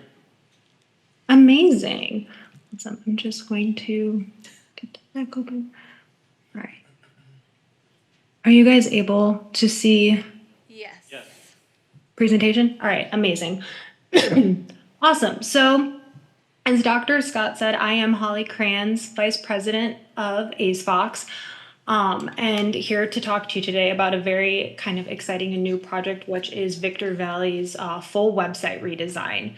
So just to start and give a little bit of background on exactly who AceVox is, we are a marketing and technology agency working in this space for almost 20 years now with an emphasis in higher education, marketing, and technology for the better part of the last decade. We, you know, like Dr. Scott said, work on a multitude of different projects across the higher ed space, mainly being digital and traditional marketing campaigns, brand and creative strategy, and then everything from software development to front-end development on microsites, landing pages, and higher ed tech solutions. Specifically looking at our relationship with VVC, for the better part of the past 5 years, we've been assisting them in many different marketing initiatives, everything from brand updates to the mascot to enrollment campaigns. And then one of the most notable projects that I'll actually be speaking to a little bit in depth here, because that leads us to the website discussion, which is the 5-star research project. So looking specifically at this project, VVC approached our agency and essentially kind of asked the question, what would it take to have students and staff rate VVC 5 stars? And so this ultimately led us to doing many on-site interviews with student and staff, as well as a full digital audit and competitor analysis among 3 key areas. So looking specifically at that digital audit in those areas, we looked at social media, so really looking into the presence online across different platforms, Instagram, TikTok, etc.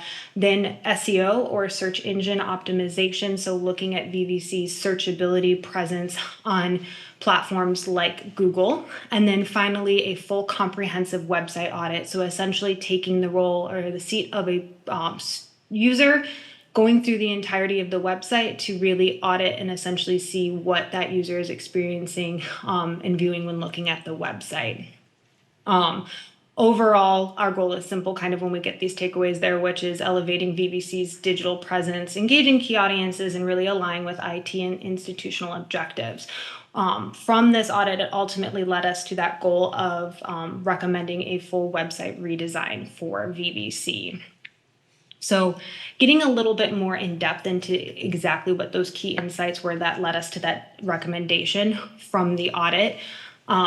Overall, looking at kind of an updated user experience. So really right now, the current site is somewhat difficult to navigate, especially from different key audience standpoints, and then not mobile friendly, where we are looking at the majority of people's first touch points ultimately is on their mobile device and looking at a website and being able to access that information easily on the go. So we really want to ensure that VVC is also keeping up with that and having a website that is accessible across all platforms. Community colleges and four-year colleges really have a kind of a tough goal when it comes to a website, just because they have to have so much information readily available on the website. So time really is the worst enemy of any website. Ultimately, you know that it is going to be outdated, and really with that time comes a lot of information being added into the website, and not always necessarily looking back at what content's been added in the past and removing that. So another one of our key recommendations is enhancing the information architecture, or essentially that sitemap. Really, when looking at a website, you want to make sure that the information that's most important that people need to see is readily available in that top navigation, and you're able to easily navigate and move throughout the site and intuitively understand where that information is. So essentially right now, with the way that the website stands, there's just so much information on there that our recommendation is to really clean that up. From that recommendation, and when talking about this project and receiving some project specs and guidelines from VVC's tech team, they actually had the great idea, and I wish ultimately that more people would look into this solution, but one of the solutions there is to actually create a separate intranet for current students and staff, and moving a lot of the information that is currently on the front-facing VVC website to a separate space, so that we can really focus on making the front-facing VVC website a true marketing website for those key audiences. And then finally, talking about an integrated content strategy. So current site really does not have any content optimized for SEO searchability. So when looking on Google or even AI chatbots, there's a lot of work there that can be done to ensure that that content starts working for us, whether it be a person who knows about VVC trying to search for a specific resource or tool via Google, or ultimately the goal being using it as a marketing resource, and ultimately having someone search maybe for a course or something they're interested in, and through that search and research, it actually leads them to the VVC website. So getting that good organic content. So with all of that, and with all of those takeaways from the SEO audit and the website audit, kind of leads us to this full comprehensive project scope for the new website. So I'm going to speak high level here really to kind of what's going to go into this brand new website for VVC. So obviously, first and foremost is a modern website that's designed to engage all of the key audiences, which we have listed here below, identifying those as prospective students, faculty and staff, community members, and then VVC internal marketing and IT teams. Ultimately, this website will align with the key insights taken away from the 5-star website audit and really allow it to hit kind of those benchmarks that the website should be hitting for this type of resource. Then looking at an integration of a strong content strategy. So that involves a full overhaul of looking at all of the current content that is on the VVC website, applying that SEO strategy on top of that so the content starts working for us, and then ultimately an integration of some analytics tools, including Google Analytics, which allows us to start collecting really good, strong data to make more data-backed and informed decisions on where prospective students, visitors are spending their time on their site, and then ultimately allowing us to make better decisions on what new pages we should create and where we should put our focus and emphasis on. And then finally, I think this is one of the most important pieces here, but the staff training or staff aspect for the management of this site once we launch and pass it over. So I'd say over the last decade or so, content management systems or CMS platforms have really excelled in this space to be able to allow for not just somebody who understands HTML and code to be able to go in and make website updates, but allows for an everyday user to really take the website and build new pages, change images, add banners and updates. And so when we pass over this website, we will be providing resources as well as extensive training, not only to the internal IT teams, but as well as key staff and teaching them how to manage this website, which really helps support the longevity and allowing for VVC to truly own this website and kind of reduce that administrative burden that often comes with submitting support tickets and making website updates that often need to happen. So going kind of into what a project timeline for something like this would look like, obviously redoing an entire website of this level is no easy feat. So roughly we estimate 12 to 14 months for this. A lot of my background in agencies actually is in project management and specifically in managing websites. So this type of project timeline is a space that not only do I feel really comfortable in, but passionate about, and understanding really where the most time should go and what's important to focus on. With our timelines, sometimes they move a lot quicker and sometimes they move a lot slower, but my main goal when leading the team and working through something like this is to ensure that we're working right alongside VVC to make sure that we're not only doing this right, but really putting a lot of thought into it so that it really makes it the exact tool that we need it to be. An important thing to note here as well is looking at the first step, which is the discovery phase. Typically, this can be anywhere from like 12 to 15 weeks, but we're actually able to half the time due to having that initial 5-star research audit, as well as just the amount of projects and works like doing student personas and working a lot in marketing efforts and already knowing the team, we're able to kind of hit the ground running there, which is really nice for us to be able to kind of dive right into this. And then lastly, I think an important thing to note as well is the deploy phase. I like this phase to be a little bit longer because it really ensures that we're doing a lot of testing, not only internally on our team to ensure that everything works, everything functions properly, but then also passing it over as a staging site on the VVC side to thoroughly review, making sure that everything is essentially picture perfect before we actually launch, and then working on a comprehensive launch strategy as well to make sure that when this is rolled out, that it is as smooth as possible. Yeah, overall, we are kind of looking at 12 to 14 months for this. I know that was kind of a lot of information, especially for something as important as a brand new website, but just really wanted to give you kind of a high level overview of what led us kind of to these recommendations and decisions, and then our overall plan for creating a brand new marketing website for VBC. Oftentimes, a website is the very first touch point for any brand. And so we're really excited to be able to help VBC kind of reflect all of the amazing things that are happening on the ground and on campus, and have that be a true reflection on a marketing website, to be able to have prospective students, staff, and everything be really excited to be a part of VBC. Additionally, too, just wanting to touch again on that long-term value and operational efficiency, really with the goal of ensuring that you guys have this as a resource and a tool, and that this website can grow exponentially and be a resource for years to come, and the technology can grow and scale, and being able to add more pages and easily edit and adjust. And then finally, just really wanting to touch on kind of the partnership that AceFox has with VBC. This is a pretty exciting project for our team to kind of look ahead to, just because we've been meeting with VBC almost weekly for the better part of the last 5 years. And so being able to take all of that knowledge and really apply it to something as important as a website like this is just very exciting. So again, I know that was a lot of information, but happy to answer any questions or go a little bit more in depth on a specific area if anyone has any specifics. Any questions?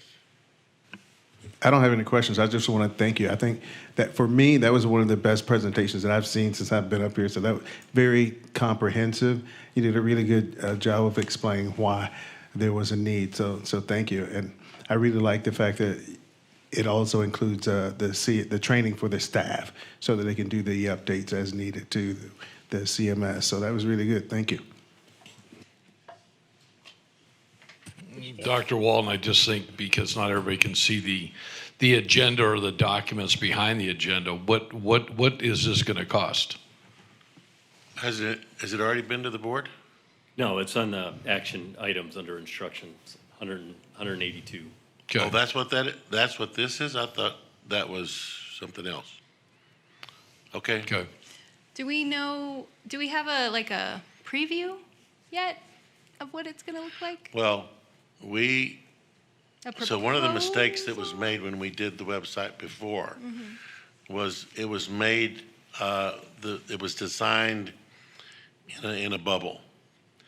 So one of the things that AceFox is going to do is going to build the website off of the people in the college by meeting with the different groups, from students to staff to faculty to whoever. So I don't think we have anything like that. Yeah, we have not started the project because we're waiting on approval from.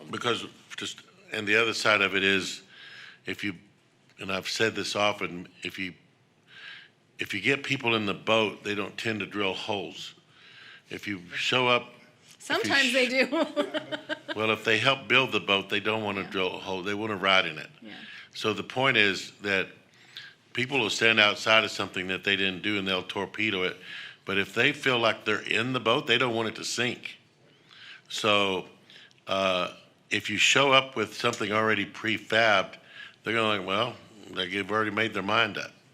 So we want our college community to be part of this. We want our students to be part of this, so that there is all this participation and input. At some point, somebody has to choose the color of carpet, but at least people have a chance to weigh in and say, they like this, they don't like that, they need this, they don't need that. So it's an iterative process. And I would say we all live on the internet. We're all on our phones. And this is one of those sections that, I can tell you as a private businessman, it drives you crazy, because you're always trying to find that better hole, that better window for people, keep people's attention. And you have to update all the time. We're kind of at that point in our company's history. How far do you want to go? I mean, you can just keep working on this. I think, Dr. Griffin, your comment about the administrative help at the end, we didn't realize when we rebuilt ours that every time we wanted to make a change, we thought it was kind of included. Well, they know. So what's happened with technology is they've gotten really smart. Okay, that $50 per hour charge back when we're all in love with each other has now gone to $200. and it's like $100 minimum to get in every time you want to do something. So you say to yourself, is there something we can do administratively? Okay, because it does. It starts adding up. When you're writing the check, you start to realize it's an ongoing thing. This is something that I think the college almost has to say every year. You're going to spend so many dollars to update it because technology is moving so quick. You really don't have a choice. Dr. Scott, I'm looking at the item, the $880-something thousand that's on here tonight is a variety of services for enrollment and awareness, reporting and analytics, email nudging, media spend, creative production. There should be another one for the website redesign. There is not. And I believe it's 223,000 or something like that. But it's not on this month, so we'll bring that next month. Okay. It somehow didn't, do you know where it is, Eric? Well, we will find out where that bid is. I'm pretty sure it was Jay, wasn't it like 220-something thousand? Yeah, I don't usually get messed up on this stuff, so it sticks in my brain. So yeah, so we did an RFP, and there were other competitors, and the 3 finalists. The other 2 was going to be more of the same. They were a lot cheaper, but they were just more of the same, and we don't need more of the same. In fact, one of them was the company that did the one now, that we have now. So I'm like, why give them a second chance? So this is really stepping out there. This was the more expensive product, but this is what, if you want a 5-star experience, you got to pay for it. So if you want to drive a Rolls Royce, and we can use one-time funds for this and not hurt the college budget. So this will be good for us in the long range, and that's why we ended up choosing to go with Ace Fox. Good. I didn't want to just throw more. What do they call that? Good after bad. Throwing good money after bad. Yeah, good money after bad. It just didn't make any sense, and so. Okay. Penny wise and pound foolish. There you go. So I would say look for it on next month's agenda.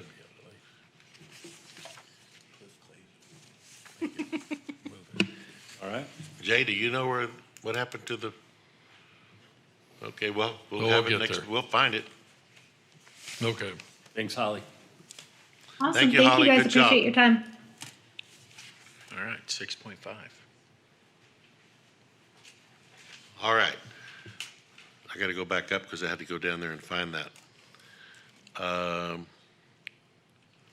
6.5, nothing tonight. Foundation. Dr. Walden, real quick, do we have a date yet that we're going to do the ribbon cutting for this? We do not, because we don't have a final. We've been cleared yet. I'm meeting with facilities in the morning to find out where that is. Okay. I got a meeting at 9 o'clock. So once we get released from that wonderful DSA.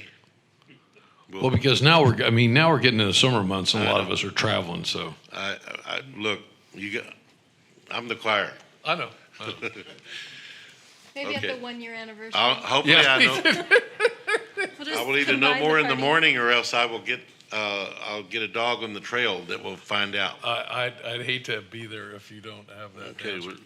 9 o'clock in the morning. All right. Foundation. Evening, everyone. Can we pull up my PowerPoint, please? No, he said no. He's good.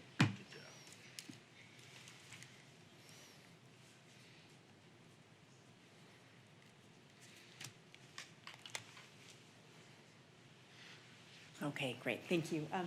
Go to the first slide, please. So we have just finished our grant awards for spring. This is the first of 2 slides. I'll give you a minute to read over them in the detail. We award campus grants 3 times a year, and so all the programs are allowed to apply, and the applications are reviewed by a committee. They're made up of volunteers, of community members, foundation board members, and then this is what they award. So this was the first slide, and then the second slide.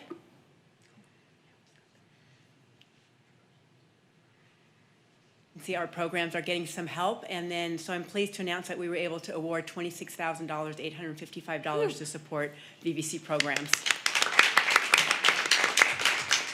Next slide, please, Tim. You say you do this 3 times a year? 3 times a year. That's great. Also, so we had our spring open house, and we had set a goal of, currently we have $42,000 annually given through payroll deduction to the foundation.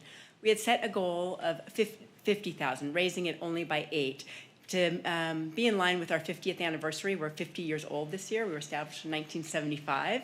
So that was the goal we set. And boy, did our faculty and staff come through for us. They came in with a whopping increase of 18,152. We actually got to 60,000 now. That is given annually by our VBC family.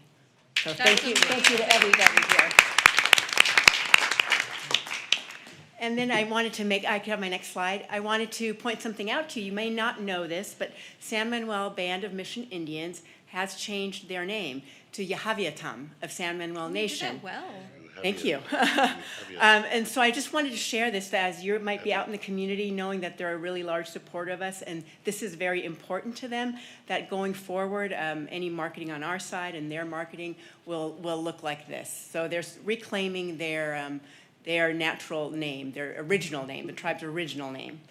They were assigned the San Manuel Band of Mission Indians through colonization at that time. Oh, wow. So they're very proud. They did a whole thing at their gala on this. So I just wanted to make sure I shared that with all of you. Next slide, please. And our scholarship ceremony, June 17th in the PAC at 9 a.m. Would love to have a couple of trustees there if possible. I know it might conflict with some of your schedules, but if you Trustee Tarpley already said she'd be there. Okay, terrific. I'll be there. Okay, terrific. Thank you. Thank you. It's a really nice time to, and we invite our donors to the stage. They can meet their recipients. You can see the students walk across. It's a really nice time to applaud our students for all their hard work. And that is all I have, unless there are some questions for me. You're the best. One question. Do we know when students will receive notice if they've received a scholarship or not? Yes, they should be receiving notice by next week or week and a half. Okay, thank you. Yeah, we just finished up getting all the committees to review it. They were all done by May 4th, so now we've got to do the actual awarding. Okay, thank you. Deb spent like 4 hours a day going through. What's the deadline for her to get it in? As soon as possible, she could get it in. I know it's time. It can be a little time consuming. Yeah, no, she says it's really kind of cool. It's very cool. Yeah. It is cool. Great. Yeah. And thank you to those volunteer readers who are in our audience today. yes. That was a big help. And also very moving to hear their stories and Agreed. to hear their appeals. Say yes to everyone. Yeah. Thank you. Yeah, thank you. It's so cool that we beat 164 colleges. So, ASB goals. Hello. All right, so you did hear our goal. We are hopefully we'll be in cohorts with the website redesign, as that was probably ASB's #1 goal at a retreat. Then a couple of other updates. The Rams Cafe has extended their hours and are now open on Fridays. Shade structures will be finished in roughly 6 weeks over in the cosmetology area, building 66A and B. And then the art building carpet was replaced over spring break. So thank you very much. I'm done. And done. All right. So let's move on to Academic Senate. They're not here. Oh, yes, they're. I'm sorry. Oh, yes, they are. They're the one that is here. Good evening, everyone. Thanks for allowing us to speak. My name is Jane Montgomery. I am Vice President of Academic Senate. I currently also serve as the Faculty Professional Development Coordinator and Faculty Advisor for the Student Club, the GSA. So thanks again for allowing us to speak tonight. And I'm speaking on behalf of Lee Bennett, who couldn't be here. So I just have a couple of things that I wanted to say really quickly. Academic Senate started out pretty slowly this year. You probably have heard that we had some difficulties, but I'm very proud to say that we are really getting back on our feet. We had a great meeting last time. Faculty really came together, worked collegially together, made some great decisions. I noticed that you read one of the goals today was removing barriers for students. And I think that I would like to just kind of shout out Dr. Jacqueline Stolke, who consistently comes to Academic Senate with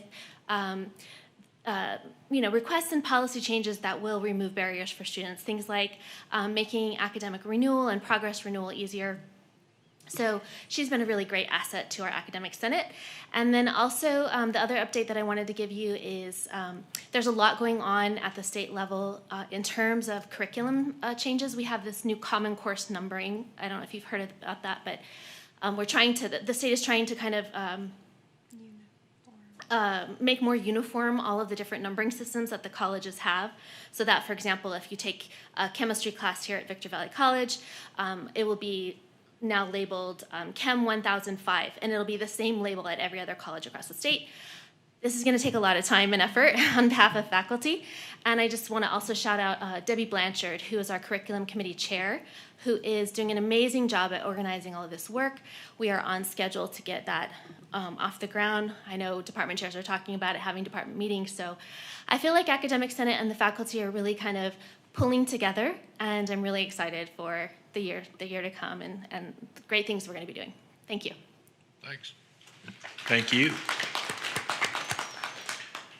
Part-time faculty, ASB. Hello again. And I will say for this one, have your pens out so you can write down dates and times.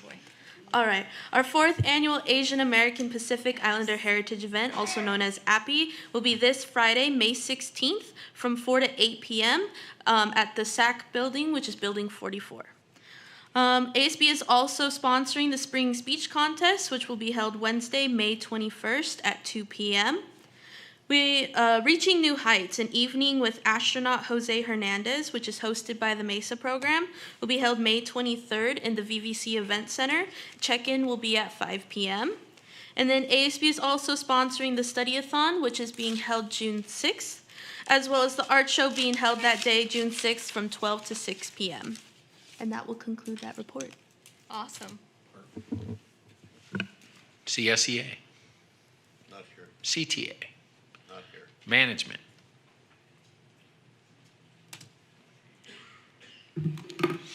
Good evening, Board of Trustees, Dr. Walden, and of course, BBC leaders and community that's in the house. I'm Deanna Berry, Program Manager of Community Education. And so basically, I made a quick slide for you guys.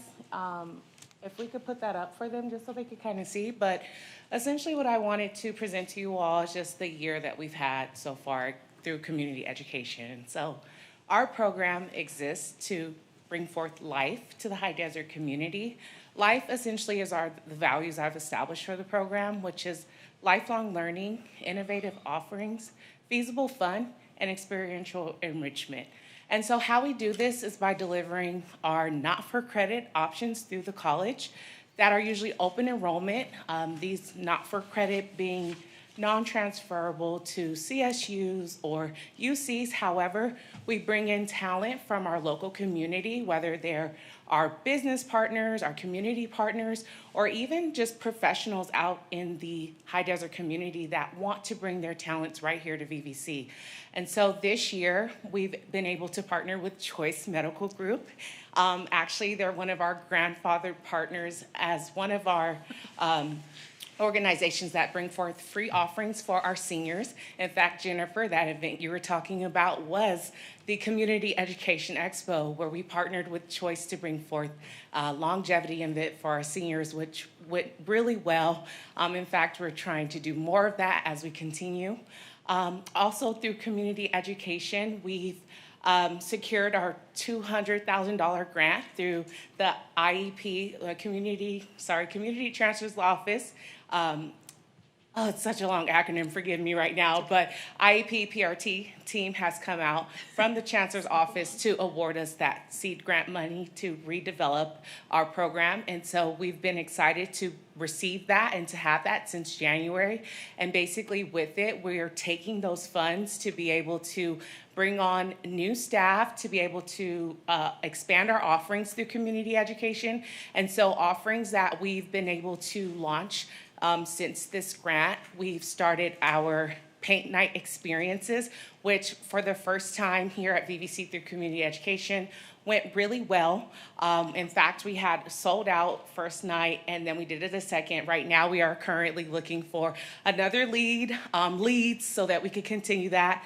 We will also be doing some really fun things here in community ed in the summer. So be looking out for our VVC Performing Arts Youth Camp happening in June. We'll be doing a VVC Sports Camp happening in July with some of the great gentlemen that Dr. Griffin mentioned. And then as we move forward, we must continue in increasing our visibility in our marketing. So I'm really excited to hear the things that Dr. Scott presented and being aligned with our ASB. And I just want to say thank you to our leaders and of course, everyone here for just being a part of this and to help community education move forward and grow. Thank you. Thank you very much. All right, consent agenda. I'm gonna do a couple of things before we hit the break.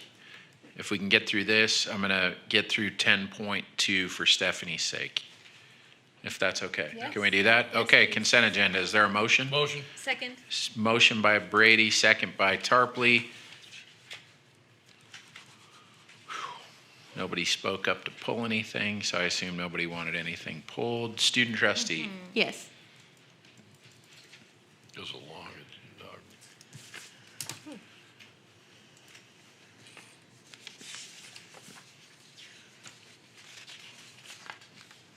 For Stephanie's sake, I'm going to suggest that we combine 10.2 through 10.13. Is there any objection to that? No Do objection. you need a motion? No. And do we have a motion Motion. for 10.2 through 10.13? Motion. Motion Brady, second Terrell. You want a voice vote, Stephanie? Yep, voice. All in favor? Aye. Aye. Any opposed? Oh, Student trustee says yes.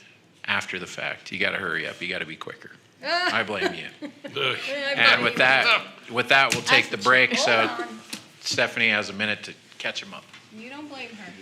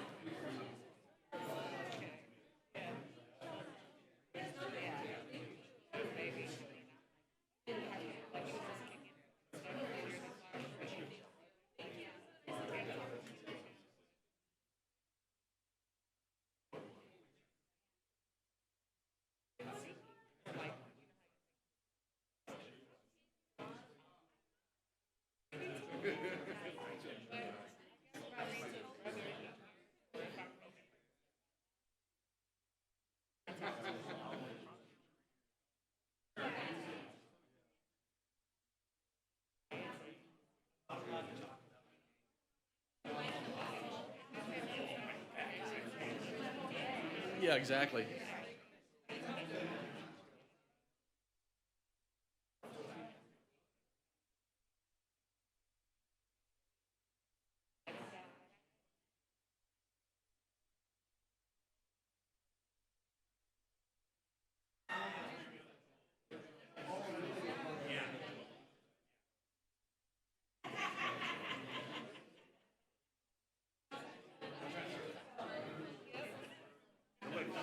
Everybody keeps telling me,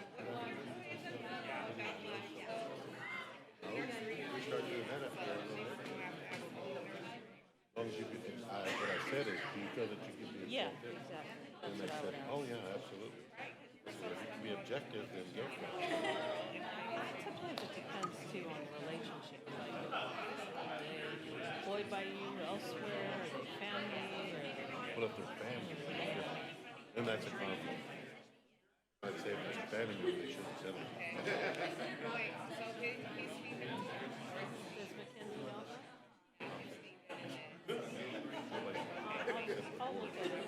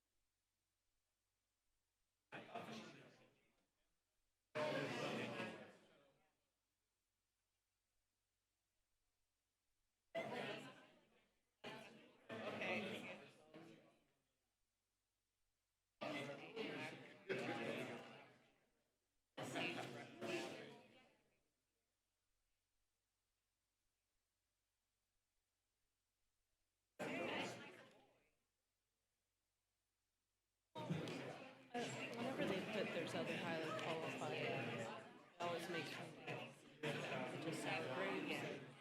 You applied and you Or their best friend applies to it, or their family member, right? I wonder if we got it. Like, why didn't you say this way over? Well, at this point, only the board does. All 5 board members. I'll check tomorrow. I didn't get Maybe one got either. some, maybe it's, Could be. it takes a while sometimes for us to get stuff.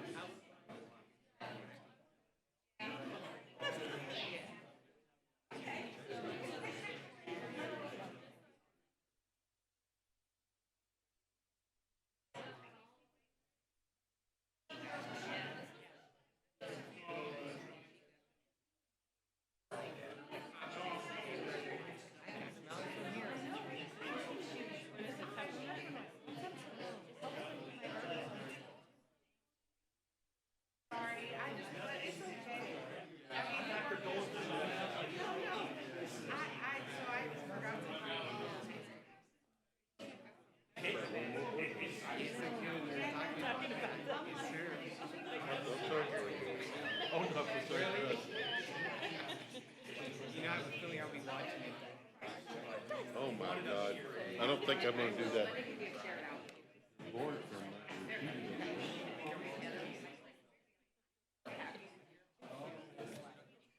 I didn't get the memo that it was green. Oh my God, look at you. What happened here? Why didn't you send me the memo? I thought we were friends. You don't have green. I do. You do? I'm Irish. Of course I have green.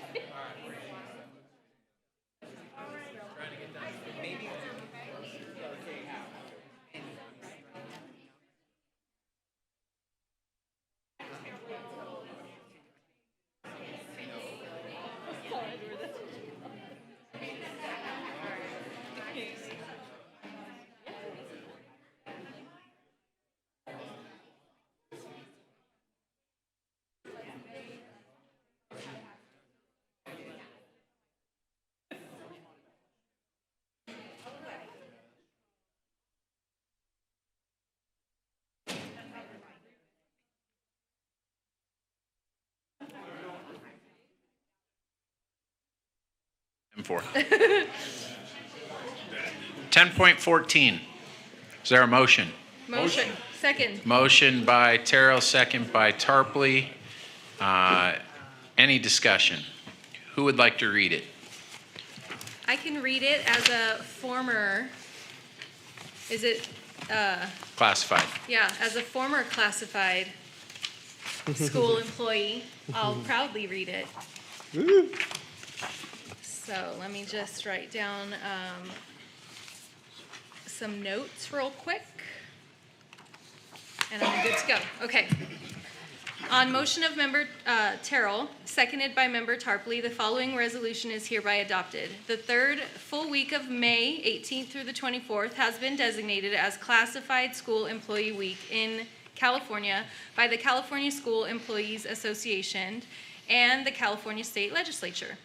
Whereas classified professionals provide valuable services to the schools and students of the Victor Valley Community College District, and whereas classified professionals contribute to the establishment and promotion of a positive instructional environment, and whereas classified professionals serve a vital role in providing for the welfare and safety of Victor Valley Community College District, and whereas classified professionals employed by the Victor Valley College District strive for excellence in all areas relative to the educational community.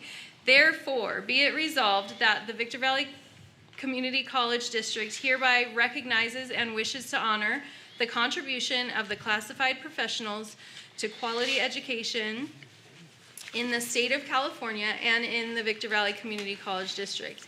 It further declares the week of May 18th through the 24th, 2025 as Classified School Employee Week in the Victor Valley Community College District.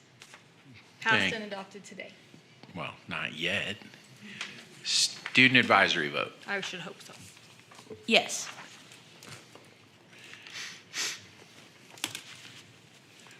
Resolution 2508, Asian American and Pacific Islander Heritage Month. Motion. Second. Motion by I'd be happy Terrell, to read it. second by Griffin. I could read it. Perfect. Dan to read. On motion of Member Terrell and seconded by Member Griffin, the following resolution is hereby adopted. Whereas on March 28, 1979, President Carter issues the first presidential proclamation for Asia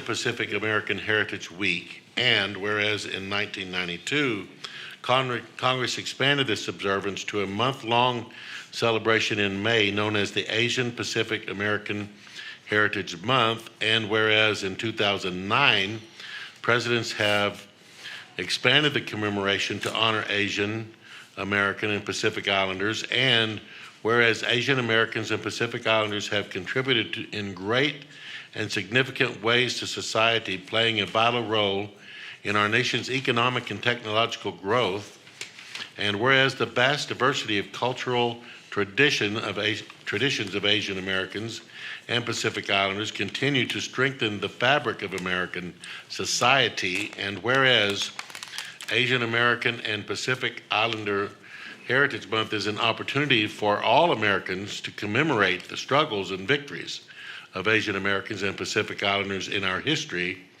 and their valuable contributions to society. Now, therefore, be it resolved that the Victor Valley Community College District recognizes Asian American and Pacific Islander Heritage Month, encourages all citizens to explore the rich and significant heritage of the Asian American and Pacific Islander communities, and honors the vital role they have played in the economy, culture, and community throughout the district and the United States. Passed and adopted by the governing board on May 14th, 2025. It needs to be corrected. It was May 13th, actually. Student advisory, but. This got put in with the wrong dates, but we can make that edit. Also, I think it's listed as 2509 and it's 2508. It is 2508. Yeah, 2508. But the top of this says 2509. Not this one, the printed one. Oh, the one that's attached is different than the one that they have that's printed. So probably need to switch out the attachment. 10.16, recognize National Teacher Day and California Day of the Teacher. Motion. Motion by Terrell, second by Brady. And Chappelle, you want to read this one as a educator yourself? Sure. On motion of Member Terrell, seconded by Member Brady, the following resolution is hereby adopted. Whereas the foundation of American freedom and democracy is a strong and effective system of education where all people have the opportunity to learn in a safe and nurturing environment, and whereas much of the success of our nation is a result of the hard work and dedication of teachers across the nation, and whereas teachers spend untold hours and resources preparing lessons, evaluating progress, and providing guidance and encouragement to their students, and whereas no other profession touches as many individuals with such a lasting effect, and whereas the dedicated teachers at Victor Valley College educate, motivate, and inspire students, molding the minds and training the workforce of the future, and whereas California has produced the thinkers, the scientists, the inventors, the technicians, and the engineers that have led our nation to become the strongest economy in the world. Now, therefore, be it resolved that Victor Valley Community College District hereby recognizes and wishes to honor the contribution of all teachers and the quality of education they provide in the state of California and throughout the United States. The Victor Valley Community College District declares May 6th, 2025 National Teachers Day and May 14th, 2025 California Day of the Teacher. Student advisory. Yes.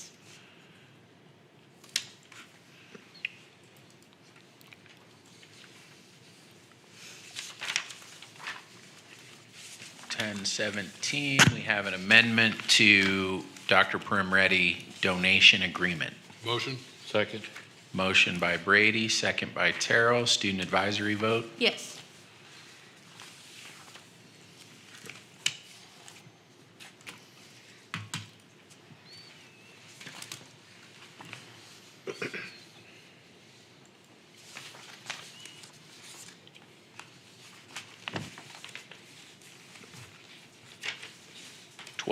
.1, board delegation to certify a test board action. Is there a motion? Motion. Second. Motion by Brady, second by Tarpley. Student advisory. Yes.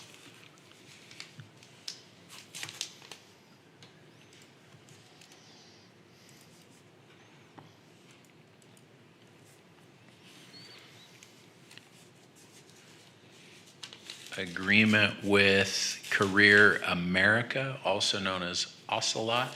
Motion. Second. Motion by Terrell, second by Brady.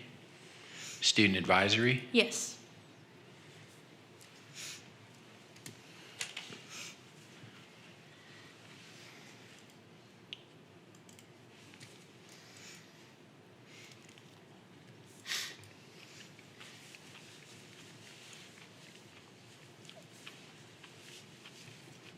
academic tenured employee recommendation. Is there a motion? Motion. Second. Motion by Terrell, second by Brady. Student advisory. Yes.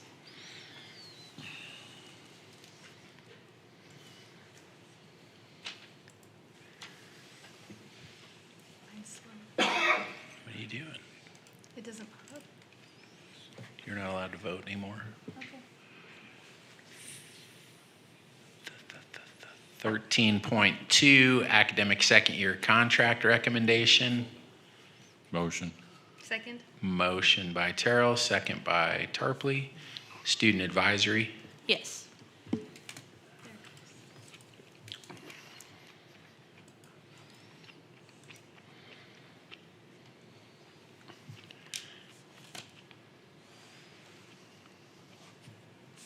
Academic third contract.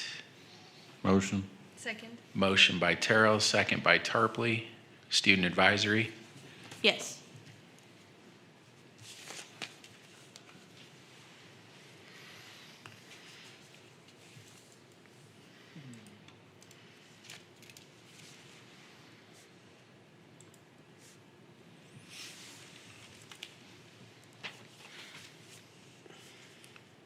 Increase to management salary schedules. Motion. Motion by Terrell. Second. Second by Brady. Student advisory. So what this is, I think it should be mentioned publicly. This is mirroring the raise that was given to CSEA last month of 3% raise, retroactive to July 1st, 2024, and applying it to the management's salary schedule. So it will cost $235,921 a year.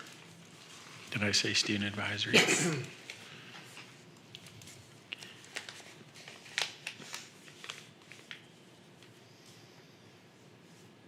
Academic equivalency, Crystal Van Brimmer. Motion. Second. Motion by Griffin, second by Brady. Student advisory. Yes.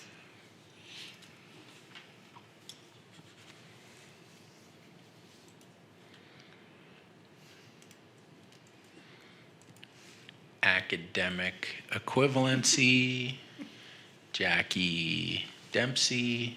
Motion. Second. Motion by Griffin, second by Brady. Student advisory. Yes. Stephanie, if I'm getting ahead of you, just yell out. It's not. It's Board Docs.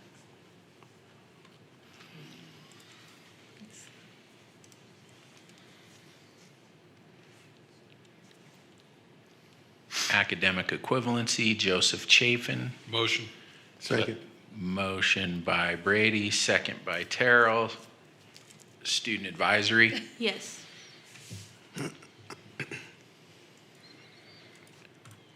Academic equivalency, Victor Nunez. Motion. Oh, second. Motion by Tarpley, second by Brady. Student advisory. Yes.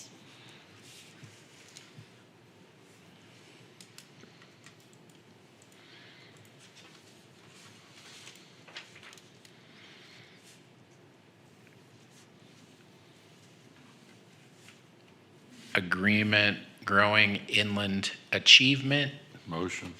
Second. Motion by Terrell, second by Brady. Student advisory. Yes.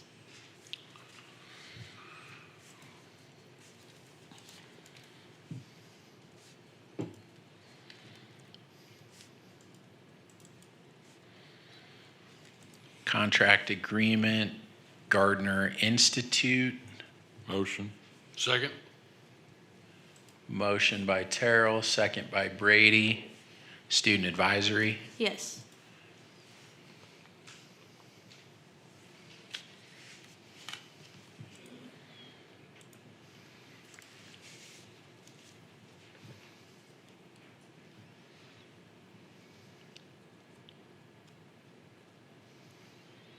Contract agreement with AceVox. Motion. Second. Motion by Griffin, second by Brady. Student Advisory? Yes.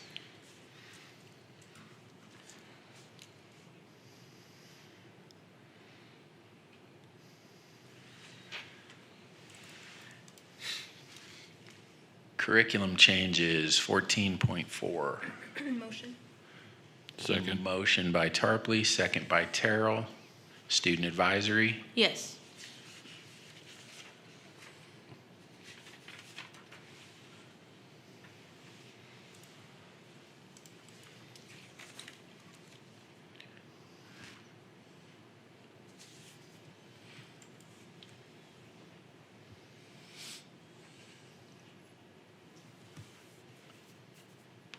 Waiting for it to pop No, up. it's so slow today. It is, well, it goes fast and then slow. There was one trustee that was slow. It's because it heard us talking about that. Right, amendment to memorandum of understanding regarding the Simba Center. Motion.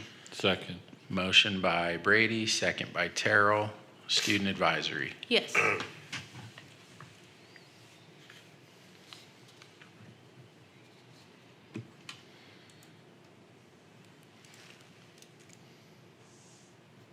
Amended contract services with Ebmeyer Charter and Tours. Motion. Second. Motion by Brady, second by Tarpley. Student Advisory. Yes.